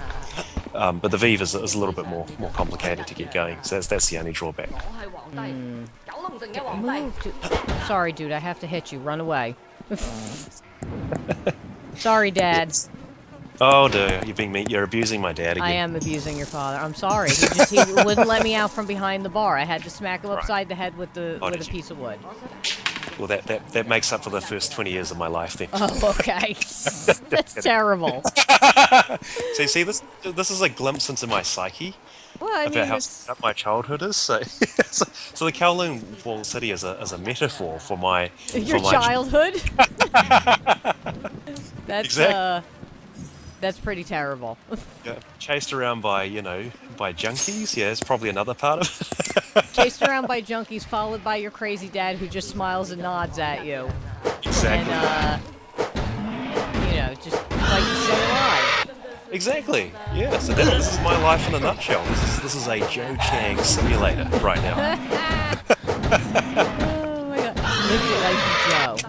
Live the life of Joe. Exactly. Have a glimpse. Ay, ay, ay. They're coming in all directions. It's probably because of your sanity's quite low as well. Oh, I'm sure. I'm all So messed up. Will come out. Those trash fires, though, if you sit around them long enough, they'll regenerate your sanity as well. I'm trying to go for as low a sanity as possible. I've never let my sanity run out, and I just accidentally picked up sanity pills and... Oh, whoops. Yeah, and I was like, oh man. If you make it to the next level, we can find one of those creepy kids with the red eyes and just stand around them for a few seconds. They degrade your sanity real quick. Oh, hey, dude. These dudes do a good job, too. Who's that? Oh, you can stand and look at them as well, yeah, with your flashlight on. That will drain your sanity fairly quickly. They're not so nice. They may kill you before they drain your sanity. Well, yeah, he was pretty adamant about getting rid of me. Yeah.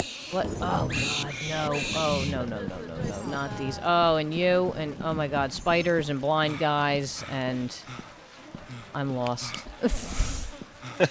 Oh, this is my life. I'm lost. You're lost in a dark place.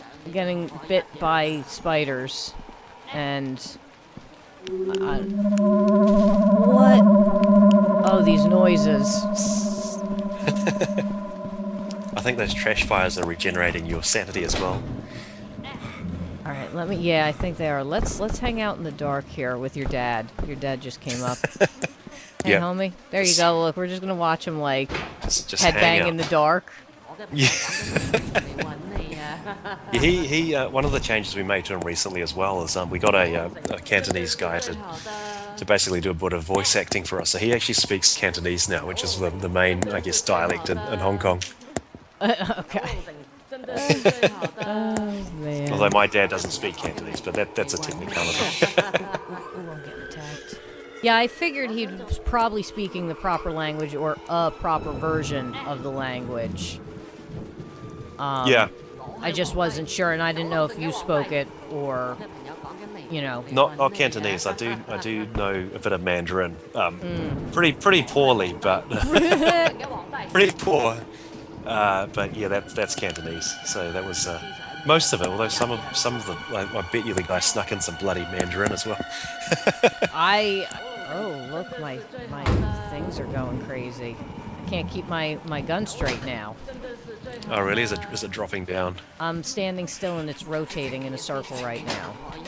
Oh, okay. That's probably the wiggly effects. Some of the hallucinations he's getting. Oh, sorry, I didn't mean to shoot you, homie. That's all right. I'm sure he'll forgive you. Oh my God, all this purple. God. Oh, welcome back. Someone's there. I'm gonna try not to shoot you again. I'm sorry. Whoops. I really didn't mean to. Oh, I can't even run right. You captain. Yeah, you can't run anymore. Oh God, what's happening to me? You're going to get a whole lot more creatures pretty soon as well. Oh God, no, stop. I can't. That's Dad. Sorry, Dad. Whoops. I can't tell you're there. No, I don't want to gain back sanity. No. No.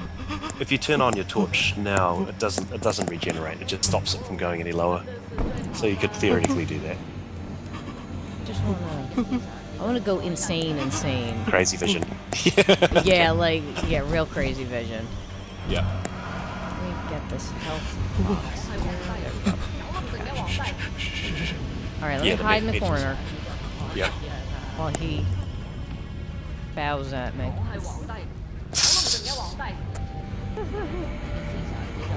My guy sounds like a gibbering wreck. He does. He's like, I don't know what to do. Yeah. Yeah. Come on, man up, dude. It's okay. I'm here for you. I'm your Snap pillar out of of it. strength. Yeah. I'm controlling you. Oh, dude, just relax. It's gonna be okay. I think my dude's crying now. I think he is. You made him cry. I did make him cry. Well, I mean, the spiders and the crazy blind people aren't helping. I think it's my dad. I think that's the straw that broke the camel's back. Yeah, I think it might be. Oh, hold on. Smelly guy with flies. It's like, oh my God. Let me stare at this guy for a little bit. Oh, no, I'm too. Yeah, let's run. You can't run anymore. No.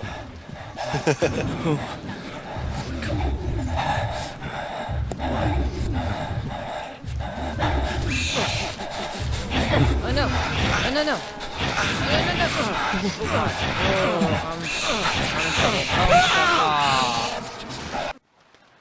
Oh man! And my insanity was going up. How's that? Instead of going down, or my sanity? Oh no! Oh man! You were probably too close to the trash fires. Probably. Well, I have like 3 animals or 3 monsters biting on me. Yeah. But that's okay. You're not crazy. You're by a fire. Yeah. You're You by died. a fire. So, I mean, the game's so freaking cool. I mean, I've had a blast. I've been playing it since 9:30, so I'm 2 hours into it, and it's like, Oh, have you? yo, yeah. I was like, yeah, Phantasmal. I mean, a lot has changed, but you guys did a great job with it. It's a really well put together game. Obviously, like you said, there's a couple things to work out, but you know that they're obviously not game breaking or anything like that. And I'm happy for it. I'm glad it came to release. I'm glad it's doing good, and that's awesome. So congratulations. That's a big achievement. Oh, thank you. Thanks. Getting on Steam is a big achievement. So because not everybody finishing can. a game too. Yes, finishing a game is another huge achievement. That in and of itself, you should get a reward for, or like an award. Yes. You know, nice plaque on your wall. But I mean, I'd settle for a nap right now. A nap. Yeah, you have a Another couple nap. other streams to toss between for a little bit, huh? Yeah, I think I think I'm okay. I think there's another one tomorrow with another guy called Indy. Yes, that's the leader of my stream team. Was he? Yes, he is an I had no awesome idea. guy. Oh yeah, you're gonna love cool. Indy. Oh no, I've streamed. I think I've streamed with him a couple of. Well, he's streamed and I've been on his channel a couple of times before. He's cool. Yeah, he's like you. He's been with us since the very beginning too. So he's an awesome dude. Yeah, I love Indy. We love Indy. We're you know, obviously remember the Indy stream team, but I mean Indy's what got us into streaming. Like, oh, did he? Yeah, we watched him for a long time, and then we're like, you know what? Let's just do it. If he could do it, we can do it. I mean, it's fun. And, it's not like I do it for profit or anything. I do it because I enjoy it. I like talking with people. I like experiencing games. It's like a nice family community type thing. But then it Yeah. also gets to highlight you guys as well because, like, the devs really, a lot of the times, don't get to, like, talk about the work they've done or really get in, express Yeah. how they feel about it or anything. And it's good for you guys to talk. And it's good for people to hear you guys, too. Yeah, yeah, yeah. I'm glad people find it interesting because there is so much that goes on. I mean, with indie development, especially when you're not working in a AAA studio where you have, a million people doing different roles and stuff. Most of the time, it's just us, or in my case, a lot of the time, I do all the crap that no one else wants to do. So making the game itself, development and the art, that's the most fun part. But making a game is way more than just that. You've got your administration, the marketing, all the management, all the other kind of stuff that goes on around it, and it is basically running a small business, and it's a lot of the time it's really really difficult. It's really hard to do everything, and then at the same time to actually stay sane. I mean, this game, going crazy is probably a reflection of my experience making a game. It's, sometimes you have the best times, and then I'd say probably 80%, especially coming towards the end, you're just angsty, super anxious You about just want to stuff. get it done with. Yeah, and then you just go through these and I've had massive cycles of super depression. It's like, oh, who the hell want to play this garbage? What is this rubbish that I'm working on? And then sometimes I play and I'm like, actually, this is all right. And then just constantly revolving between those two cycles of yay and then, it's just Yay! yay, I want to kill myself. Never that bad, but yeah, it's just such a roller coaster. So I think it's an interesting story, for people, especially those people who want to get into it. I think a lot of the time we're seduced by these stories where, oh yeah, Notch made Minecraft, now he's a billionaire, or someone else does this and made Undertale, and now he's a millionaire. There's so much of that, but 90% of the time, it's not that. It's not glamorous. It's actually bloody horrible. Yeah. But that's just the reality of it. And the guys who do make it in the end are really, really inspirational. They go through a lot of pain.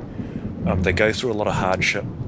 And that's what people don't see. That they only see the glamour of the end. Oh yeah, yeah, yeah, you made it, but they didn't see the path coming up to that point, and that's the tricky bit. Yeah, all the hours and hours of work and putting in a Yeah. code and it doesn't work and now why doesn't it work and all right, let's add this code and oh shit, it broke this, so now we got to go back and redo this and oh now that's broken, Okay. so hold on, let's fix the collision on this. Oh That yeah. actor's not working, so now we need to replace that. That was basically the last 3 weeks leading up to release. Oh no. We literally had stuff like that. I mean, it was funny, we specifically set aside 2 months to not do any more features, to not add anything new into the game, just to do bug fixes. And for 2 months, yeah, it was going well. We found some stuff like, whoa, okay. And then I think 2 weeks out, we found that we had a major, major memory leak issue, which would crash the game. Yeah, after about 20 minutes or something like that. And at the same time, the dev lead had some issues as well, some personal stuff going on, so he got taken out of the picture. So by that point, I'd actually almost completely stepped out of doing any more dev. I just focused on marketing. So I ended up having to come back and step in it and kind of figure out how everything worked again. Oh no, it's like I managed- forgot how to do this. I forgot how to do all this crap. And you step out 2 weeks and you can easily forget everything. And so I stepped out for a little bit, came back in and just sweated for a good 2-3 days, just testing and trying to get things working. And this is about 2 weeks ago, Oh, or I no. think a week and a half. Yeah, something like that. Pretty Oh, recent. Jesus. Where I was thinking, oh my god, it was enough that I would have pulled the game at that stage. It was enough of that bad a problem. So yeah, that was just nightmare. So stuff like that, yeah, you're right. It's not even just putting in new things. You could fix something, and then by changing that, you could break something really badly as well. So Yep. that's why testing is such a massive, important aspect of the whole dev process, and that's something indie devs don't like doing as well. They don't want to test their own stuff, but you got to do it, and that's probably arguably once you've made a game, if you've got one developer, you should have two testers in the ideal world. Yeah. You know? Well, you Yeah. also got to think, like, if you have testers, they're going to have different rigs. Different Yeah, rigs exactly. react differently. So it's like, Yeah. I mean, you're talking, there's an innumerable amount of setups that the game could possibly be played on. Yeah. Yeah. There's so many different rigs, the hardware, you've got so many combinations. It's not infinite, but it's thousands upon thousands that you couldn't possibly, configuration test all of. So, I mean, in our case, it was like, okay, we've got these computers. Hopefully that's enough coverage.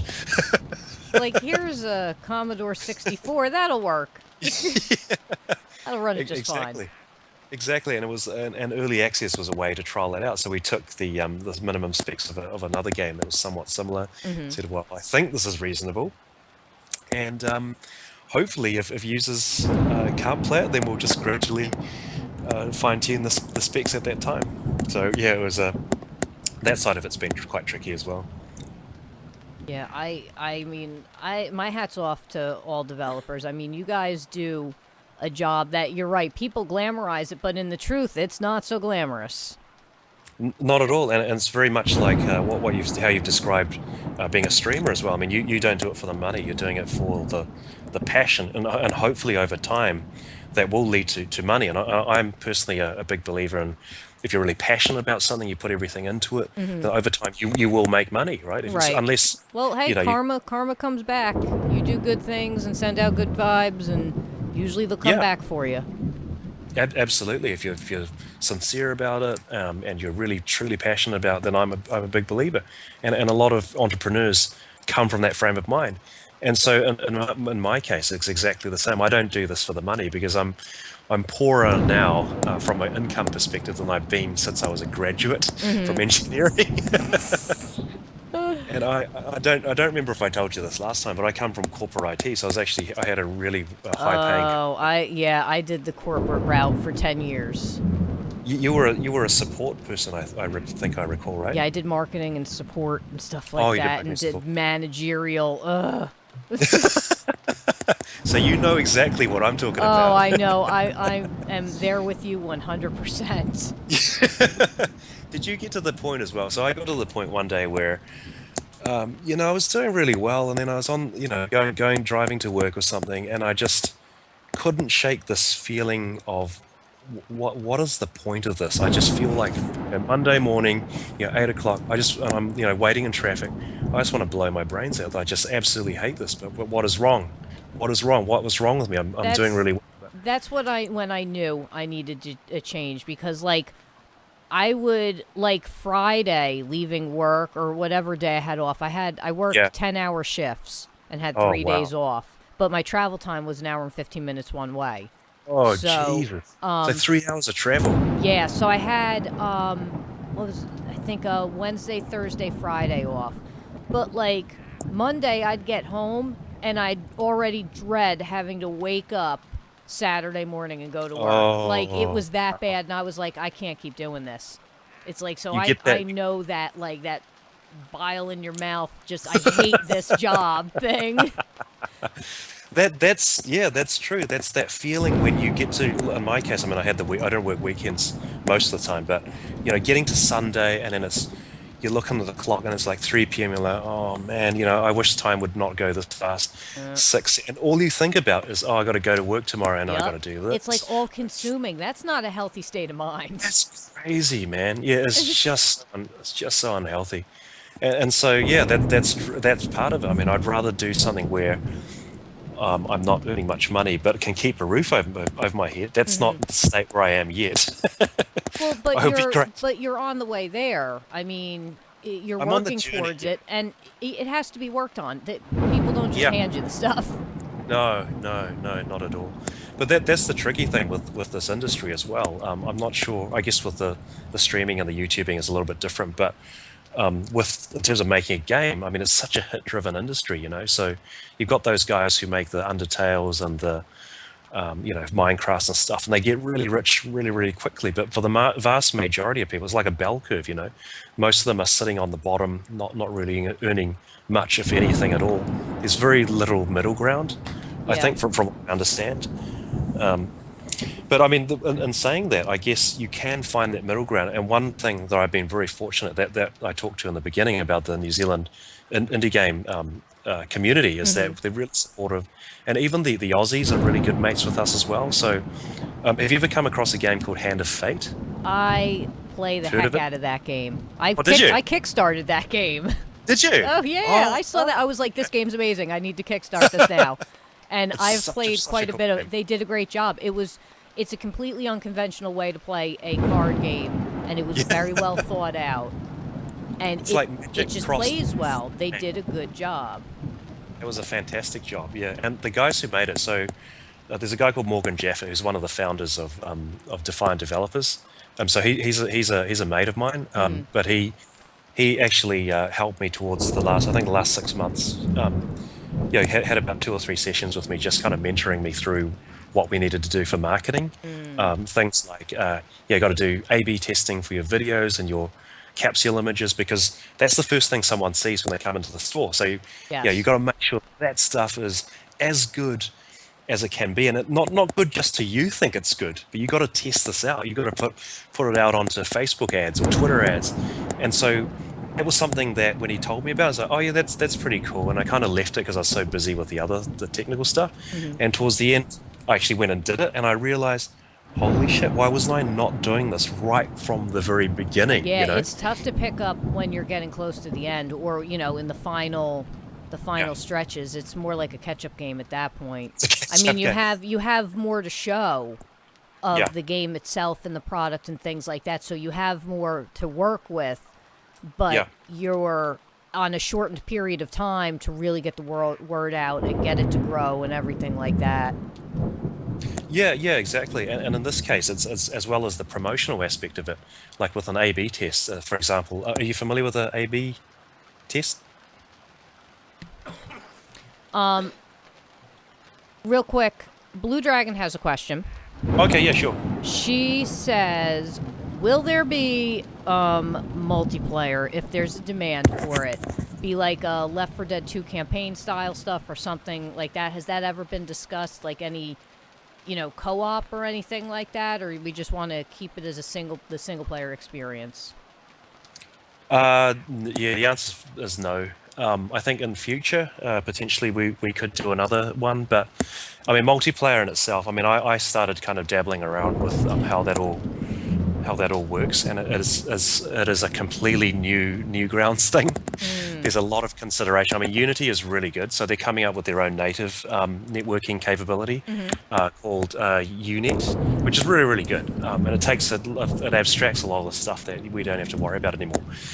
But still, there's a lot of considerations around designing a proper multiplayer game in terms of latency and all that kind of stuff. So I wouldn't. That's way over my head. So Jeff would need to pick that up. But for this game, no. But I guess as a bit of a hint, our next game that we make, one of the ideas that I had proposed to the team was a multiplayer horror game.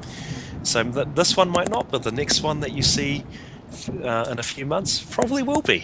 Ooh, I love multiplayer horror games. Awesome, I like horror. Period. I mean, let's love face horror. it. But awesome. But I mean, multiplayer horror games are fun. They're real fun. Yeah. And I think one of the good things, like with Phantasmal, I mean, originally when I made this game in a 7-day FPS game jam, it was a pretty simple idea. It kind of just blew up way too much, and I think one of the things that kind of exacerbated that was the fact that you've got procedural generation. That's been a real nightmare to test, a real nightmare. So I think our next one, we're going to pare back everything until it's bare essentials. So I've got an idea for, there's a few ideas in there, but a game that's really, just right back to its bare essentials. You've maybe got a couple of people, and you're just one's trying to basically help the other kind of get out of a horrible situation, but taking a bit of inspiration from keep talking and nobody explodes sort of a type scenario. So that's one of the ideas that I'm pitching. Yeah. That sounds pretty interesting. Hiccup Moon, to answer your question, we are checking out Phantasmal, and we've got Joe on with us. Do we have any other questions from any of our 4 broadcasts? Because I know Joe has to run off. He's already been with us over an hour. We're only expecting an hour. But hey, it's all good. It's really fun, yeah. And as always, Yeah, thank you, Maris, for being with us for this time. It means a lot to me and the team. Dude, You I know, was for, hooked on this game the second I played. I was like, yes. I was like, this is going to be a good game. It's like there's certain games awesome. you can tell, and like in Yeah. talking with developers and things like that, you can tell when there's a developer or development team that's passionate about a game and that's into it and that believes in it. And it's Right. like, you guys are like that. So Yeah. obviously there's going to be a lot of work, a lot of effort. Everything's going to go into the game, and it's going to come out the best game it can possibly be. Whereas if you get somebody that's just like, yeah, I'm throwing a game together, it's like, yeah, I don't really care about the game. It's like, all right, I'll try it out, but chances are it may not be that good. Yeah. Or it's just very vanilla. Yeah, exactly. Yeah, that's true. I mean, this is not vanilla or anything of that nature. This is quite a fun horror game. Right. Like I said, Right. the nice oppressive atmosphere. It's you don't have. I don't want to say you don't have music, but it keys in at the right times, and it cues in certain when you're in certain like mental states or certain situations, things like that. So it's like the mark for the sounds and the songs and things like that is right. And then you just have the rain and the thunderstorm, which in and of itself is more than enough to be walking through a building like this Ambience. fighting monsters. I mean, Yeah, exactly. what else do you need? Scary enough. Thunderstorm and monsters. Done. Yeah, exactly. Tick tick. Yeah, we're all good. Let me see here. I know. YouTube usually has like a minute or two delay, so I just want to make sure we don't get any. Beam is only 6 seconds, so Oh, okay. Oh, so you're also using the YouTube stream? yeah, I have Beam, Twitch, YouTube, and Hitbox. Okay. How do you find the YouTube stream? Just out of curiosity. YouTube is good. See, here's the thing. It's from a broadcaster standpoint. YouTube allows you to set, 480, 1020, 720, or 1080, 720, or like lower, according to what the person's bandwidth can handle. Twitch, Yeah. if you're not partnered, just goes at one lower end Oh, bandwidth. okay. Beam Right. is HD. It's a higher bandwidth, higher quality, and it only has a 6-second delay. And then Hitbox is they don't really have much in the way of customizing the way you can view it. So like we have to be mindful on our end of what the bit rate is and everything like that because we want everybody to be able to view it. But as far as like leniency, being able to customize how you're watching it or what you're watching it in, YouTube and Beam are definitely the better of the two. Oh, okay. That's interesting. Because at some point in time, I've been doing a few YouTube videos around just the behind-the-scenes stuff. But at some point, I do want to kind of get into that streaming of dev as well. So, no, thanks there. That's something to consider, definitely. Listen, when you want to stream, you come tell me. I'll tell you all the good stuff that you need. Awesome. I'd love to do that. I'd love to do that. We'll do some restream. We'll get you broadcasting on like 25 stations. You won't even be able to pay attention to chat, but who cares? Oh, You'll just be like, yeah, I'm having a good time. I would love that. Thank you so much. But like I said, it looks like we are clear. I don't see anything coming in from YouTube. It's been about time for them to catch up to when I asked that. So I do want to thank you, Joe. Everybody, thank you for joining us. I'm just going to take a quick break after this. But we do want to thank Joe. This is Phantasmal. This is a great horror game. Procedurally generated, creepy as hell, comes from a good group of guys. And Grimbone was nice enough to go ahead and post the link for the store page on Steam. So if you like it, if you're interested, pick it up. It's definitely worth it. There's a lot of replay value in it. And Angel says, thank you, Kiwi Joe. Yep, Kia Ora thanks, from man. Christchurch? Yeah, Kia ora, mate. Oh, Kiora. Okay. Kia ora, yeah. Maori for hello. So what I'll do is, like I said, I'm just going to take a quick break because I want to use the little girl's room and get a drink. And I know you got to go do more stuff. And I'm sure you want to take a nap or attempt to do something like that. But as soon as I get the video edited and up on YouTube, I will give you a Yeah, shout out and give me a tell you. shout. And I'm serious. If you want to get into streaming, I do. just tell me, and we can tell I'll you wait- everything you need. All the tips Awesome. and tricks. Awesome. You can be my mentor. Oh, okay. I don't think that's a good idea. I think we're both in the same place mentally. That might be a little too much. That's like releasing the Kraken on the planet. Release I the mean Kraken. that might not be. I mean, we Let's can do do that. close, but people may be like it's the superpower. What's wrong with these people? Yeah, they'd be like they're taking over. Yeah. Common sense is taking over. How dare they? Yeah. But Okay, again, well, thank you so thank much. you, Man. This has Joe. been an absolute Happy to pleasure. have you. It's been Yeah, looking awesome. forward to I many look. more streams in the future with you. Yes, definitely. I'm very interested to see what you're working on next. Because Yeah, I mean, we will- Phantasmal is awesome, and like I said, what a difference from the original playthrough I did to how it's been refined and everything. I mean, you guys did a great job, hands down. Thank you so much. But thanks again. Take care, and we will talk again. We will. Okay, thank you, Maris. Bye bye. Bye.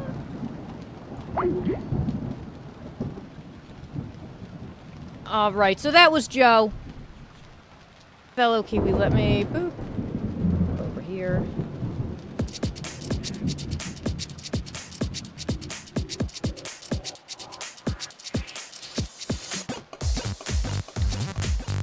What I'm gonna do is I'm just going to close out of this for right now so the thunder's not going off. I'm going to go take a quick break.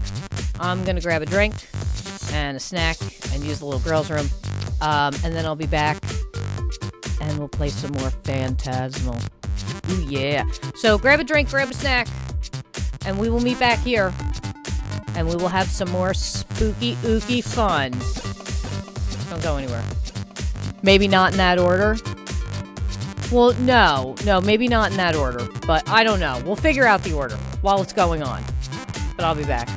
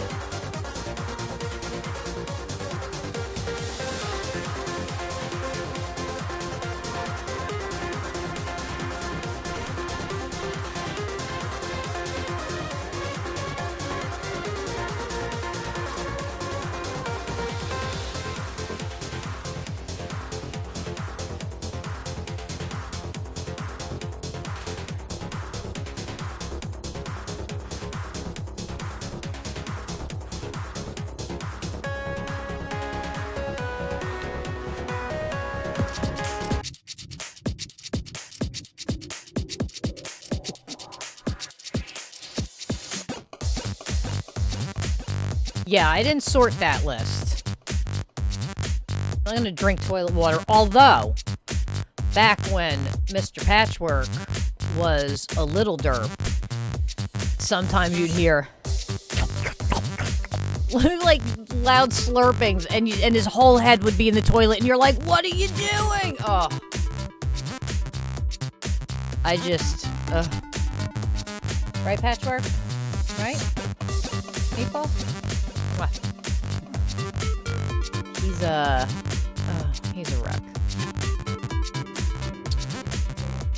Alright. So, what I'm gonna do is, we're gonna do another run through of Phantasmal, and then I'm going to skedaddle off for the night, because I do have to be up very early. And, the ring, I don't know what the hell that dinging is. Let me pause this. Oh. And, Grimbone just bought me 2 new games to play. So I think Monday, we're gonna be starting Spider-Man Shattered Dimensions. And he also picked me up The Amazing Spider-Man 2, so I'll be doing a playthrough of that as well. Because I want to get the rest of the Batmans done. I want to get the rest of the Spider-Mans done. Both Spider-Man games are on sale right now. Shattered Dimensions is only like $7.49, normally $30, and The Amazing Spider-Man 2 I think is also normally $30. That's on sale for like $9.99 or something like that. What is it? I'm sorry, that one's normally $40. So we're gonna be playing some Spider-Man. It looks so cool. The artwork's crazy. Oh, you know what? Let me do that real quick while I'm right here. What was that?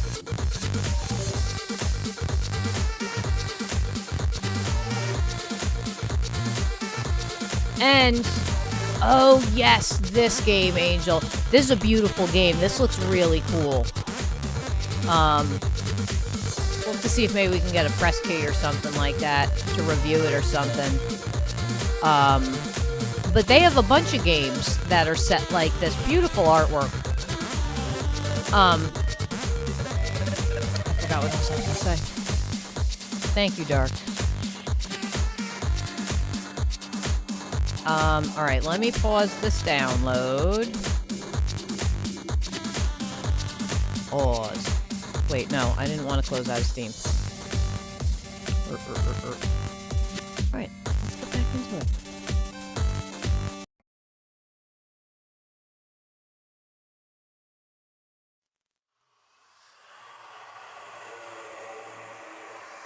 Yeah, I remember seeing that trailer. Man, where did I find it?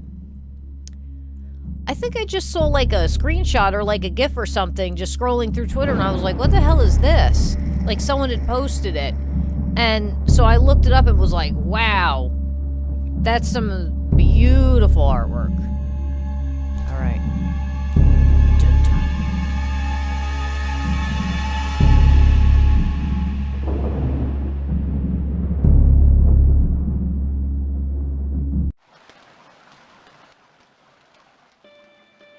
It had been 2 weeks now since my Aunt Jackie... Boop, boop, boop, boop, boop. All right. Get into it.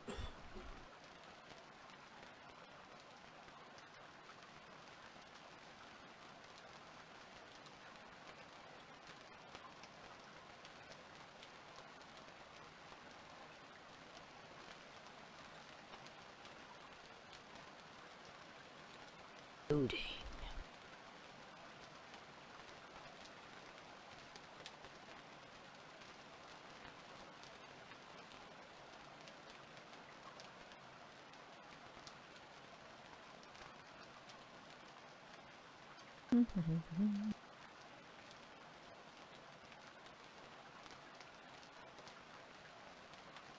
I was afraid when I was talking with Joe that everybody was going to be able to hear Patchwork snoring because he was like...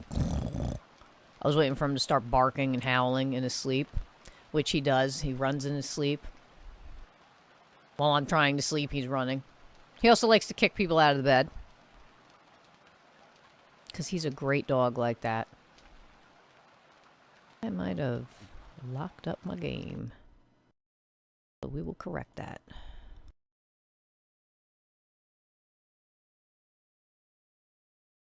Wow, I have 11 achievements already.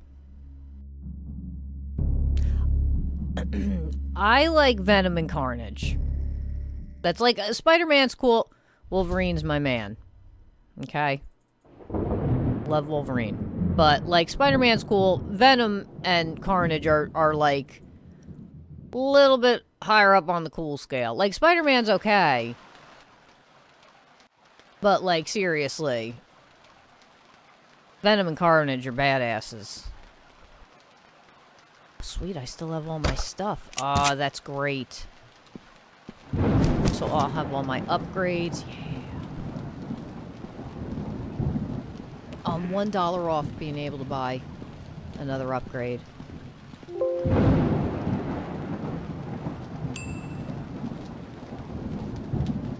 There's something deeply wrong about this place. I have to find Jackie, get out of here, quickly. Oh. Just to let you know, the final piece so I can do the retro gaming stuff is in the mail as well. So. Soon. Cue Major Domo and Ragnaros. Too soon.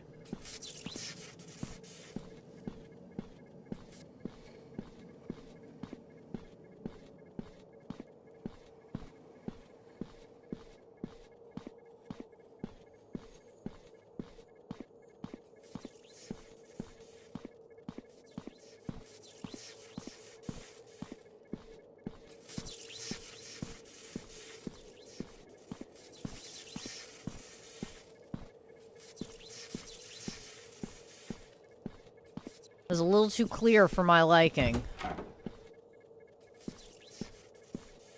I'm not so kosher with it not being like crazy. Hey, Drawl, how you doing?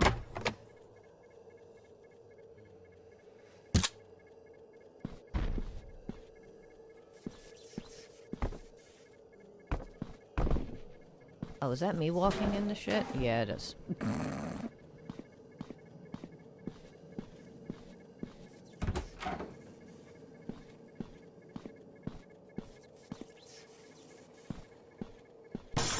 Eat. Oh, schnitzel. Hold on. We gotta be sneaky, cat-like.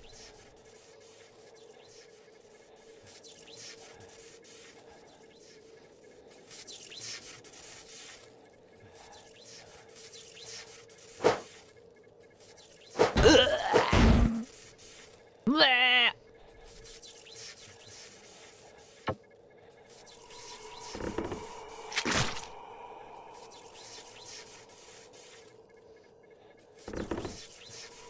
Yeah, just had Joe, the developer, in.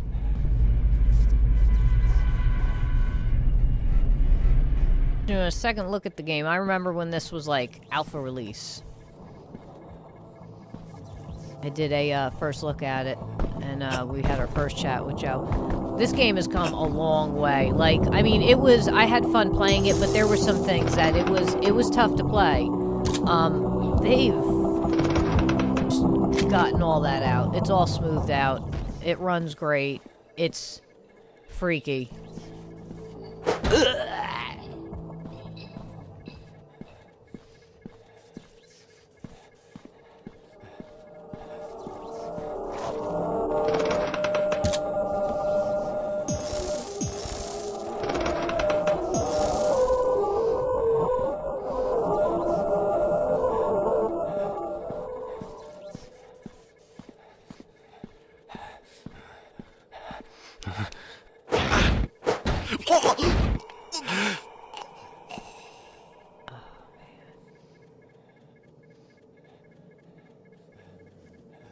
Playing it like a slasher game. I'm just killing everybody. I mean, I'm sure I could sneak past all these people, but like, they look kind of miserable. So, let me give you hugs with a wooden stick to your head because I love you, clearly. I only beat you because I love you. The only reason.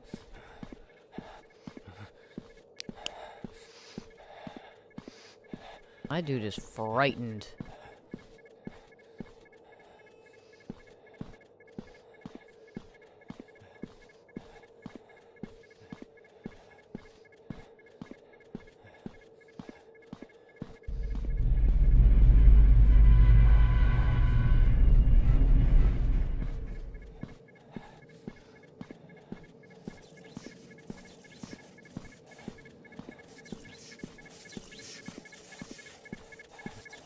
Make a run! Yay! Oh, no, we don't want to make too much noise.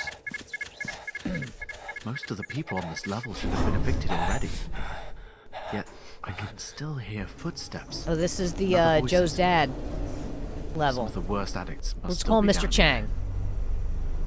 It'll be Mr. Chang. Joe Sr.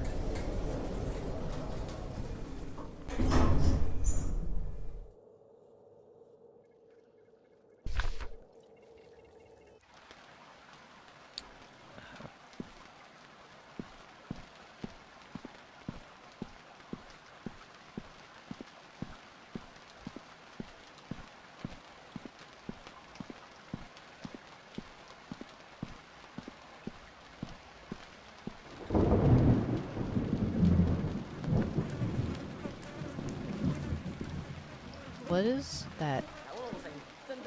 Oh, Mr. Chang!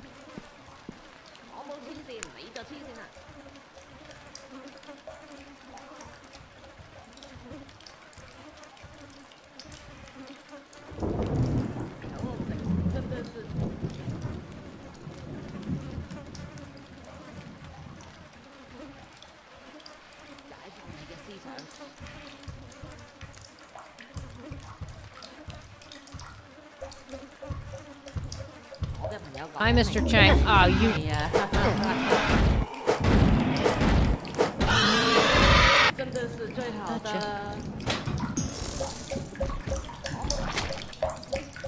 Gotcha. Hi, yes, hi. Oh my god. So funny that dude's modeled after his dad. Hi, yes, hi. Yeah, nice to see you too.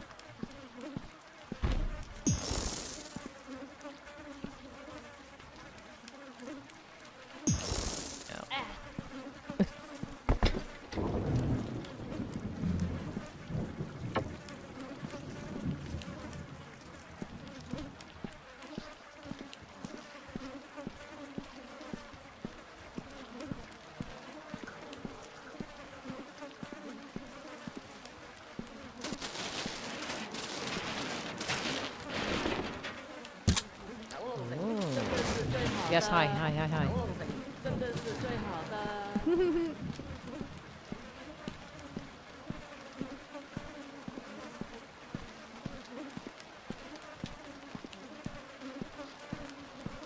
least I know that barefoot running noise is him. Mr. Chang.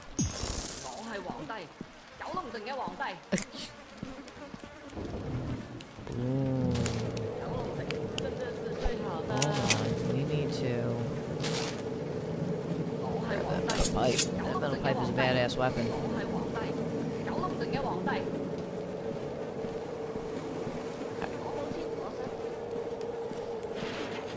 Okie schmoky. Let's head on down.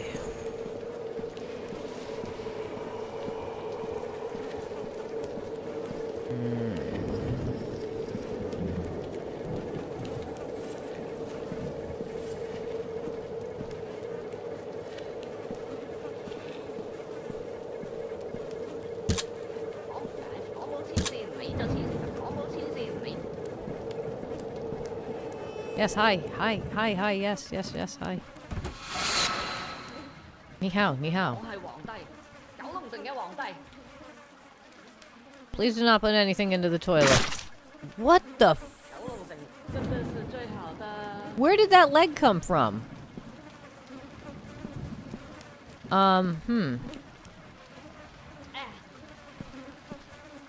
gonna block me. Sorry. Get out of my way. Thank you.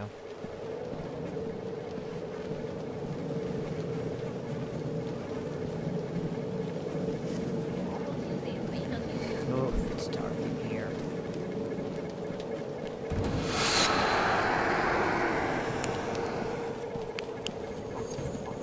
What the bugger?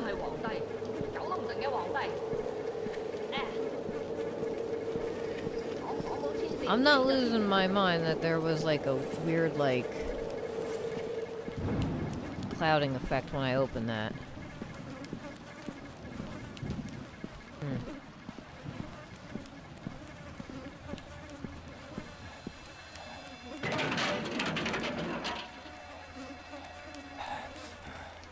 We're stalking our prey. Picking up incense. While I stalk my prey. See, I multitask.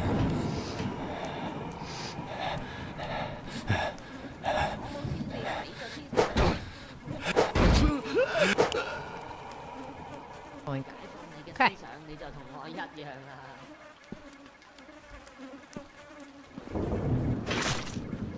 We.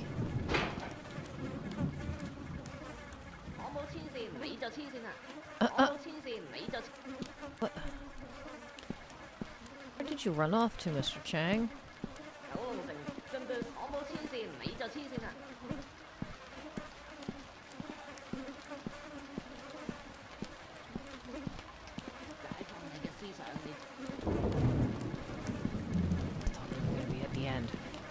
But it's a regular door. Okay. Oh, really?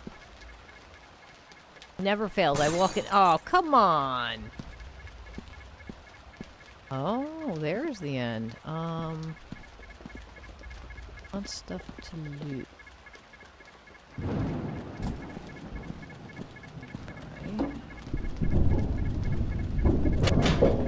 Oh, God, what am I stuck on now?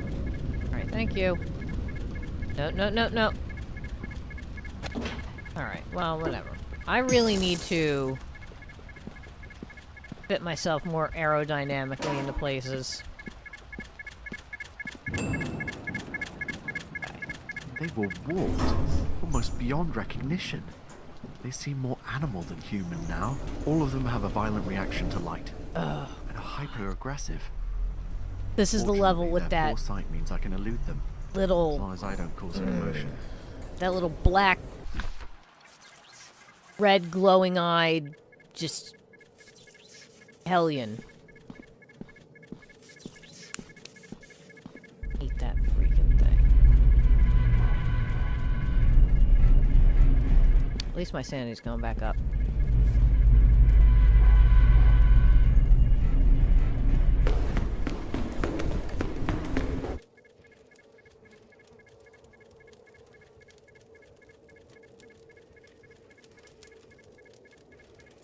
Hey. I can notice a marked difference. Sitting for a couple seconds.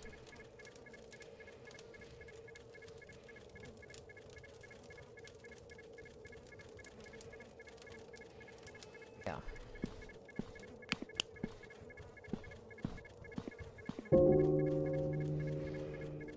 I thought I saw that pair of little red demonic eyes.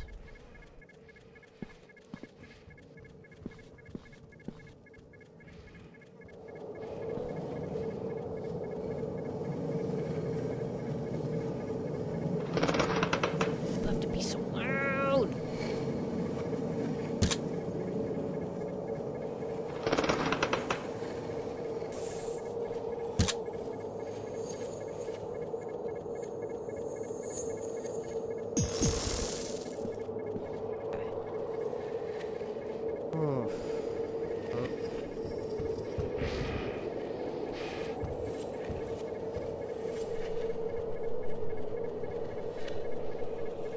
Oh, stories was fun.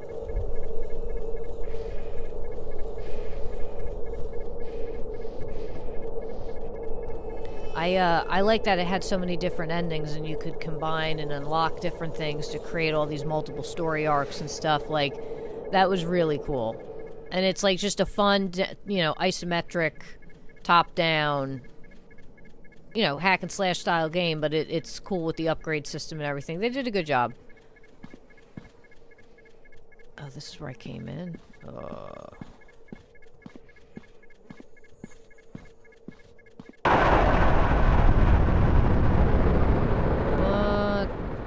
the heck?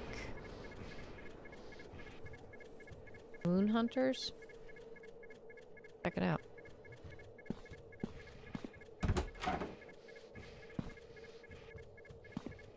Alright, sanity pills. I need those. I need a lot of those. Nothing. What lunacy am I trying to pull off walking around with an AK-47 in here? Probably a whole lot. Let's do it. Say hello to my little friend.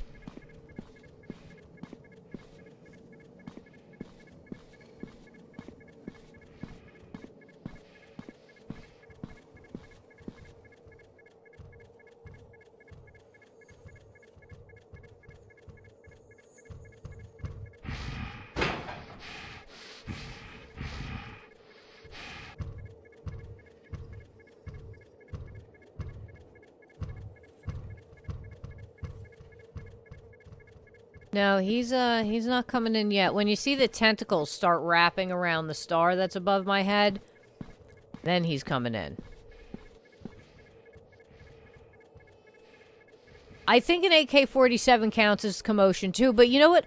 I'm just gonna follow the instructions of the game like a good little gamer. If it didn't want me to have an AK-47, it wouldn't have given me an AK-47. I mean, that's just, you know, common knowledge. You don't give people AK-47s that you don't want to have AK-47s. I don't get why they keep giving me cars in games, like...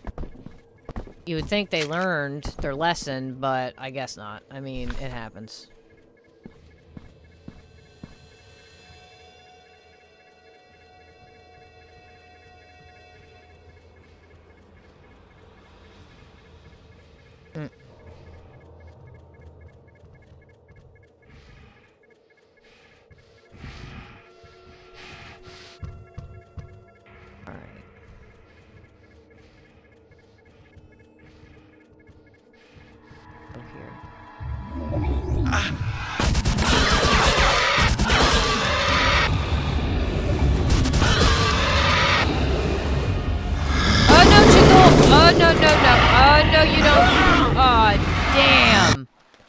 Well, I just got eaten by a Chithul.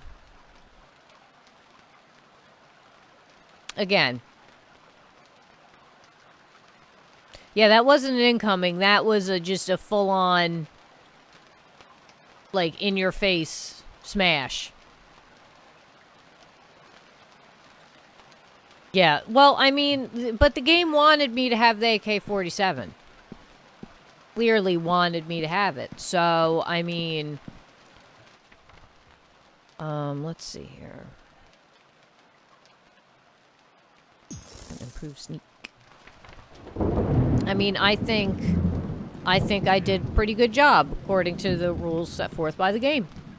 Yeah. But... that will do it for me. Yeah, well, clearly I wanted to be eaten by Chithul. I mean, who doesn't? Really. It's like something you aspire to.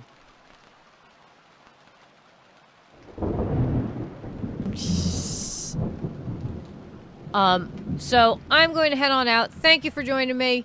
Thank you for joining us when Joe was on, who is the developer of Phantasmal, or one of the developers of Phantasmal. They did a really good job. If you like it, again, go to Steam, support indie developers. You know, they put a lot of hard work into it. It's a tough job. So, I will see you all later. Sunday night, multiplayer night. I know I did get a message with some suggestions last week, although I was unable to broadcast. So... if you have any other suggestions, do send them. Because like I said, I did get a couple. Yeah, he is. He's a real cool guy. Oh, it's okay, Angel. No problem. Hey, Spectrum. So, and then Monday, like I said, we're going to start Spider-Man Shattered Dimensions, which should be really fun. I'm going to do a playthrough with that. That should be a lot of fun. I'm going to enjoy that. Be good. Take care. Don't do anything I wouldn't do. And don't let the little bed derpies bite. Bye-bye. Mwah.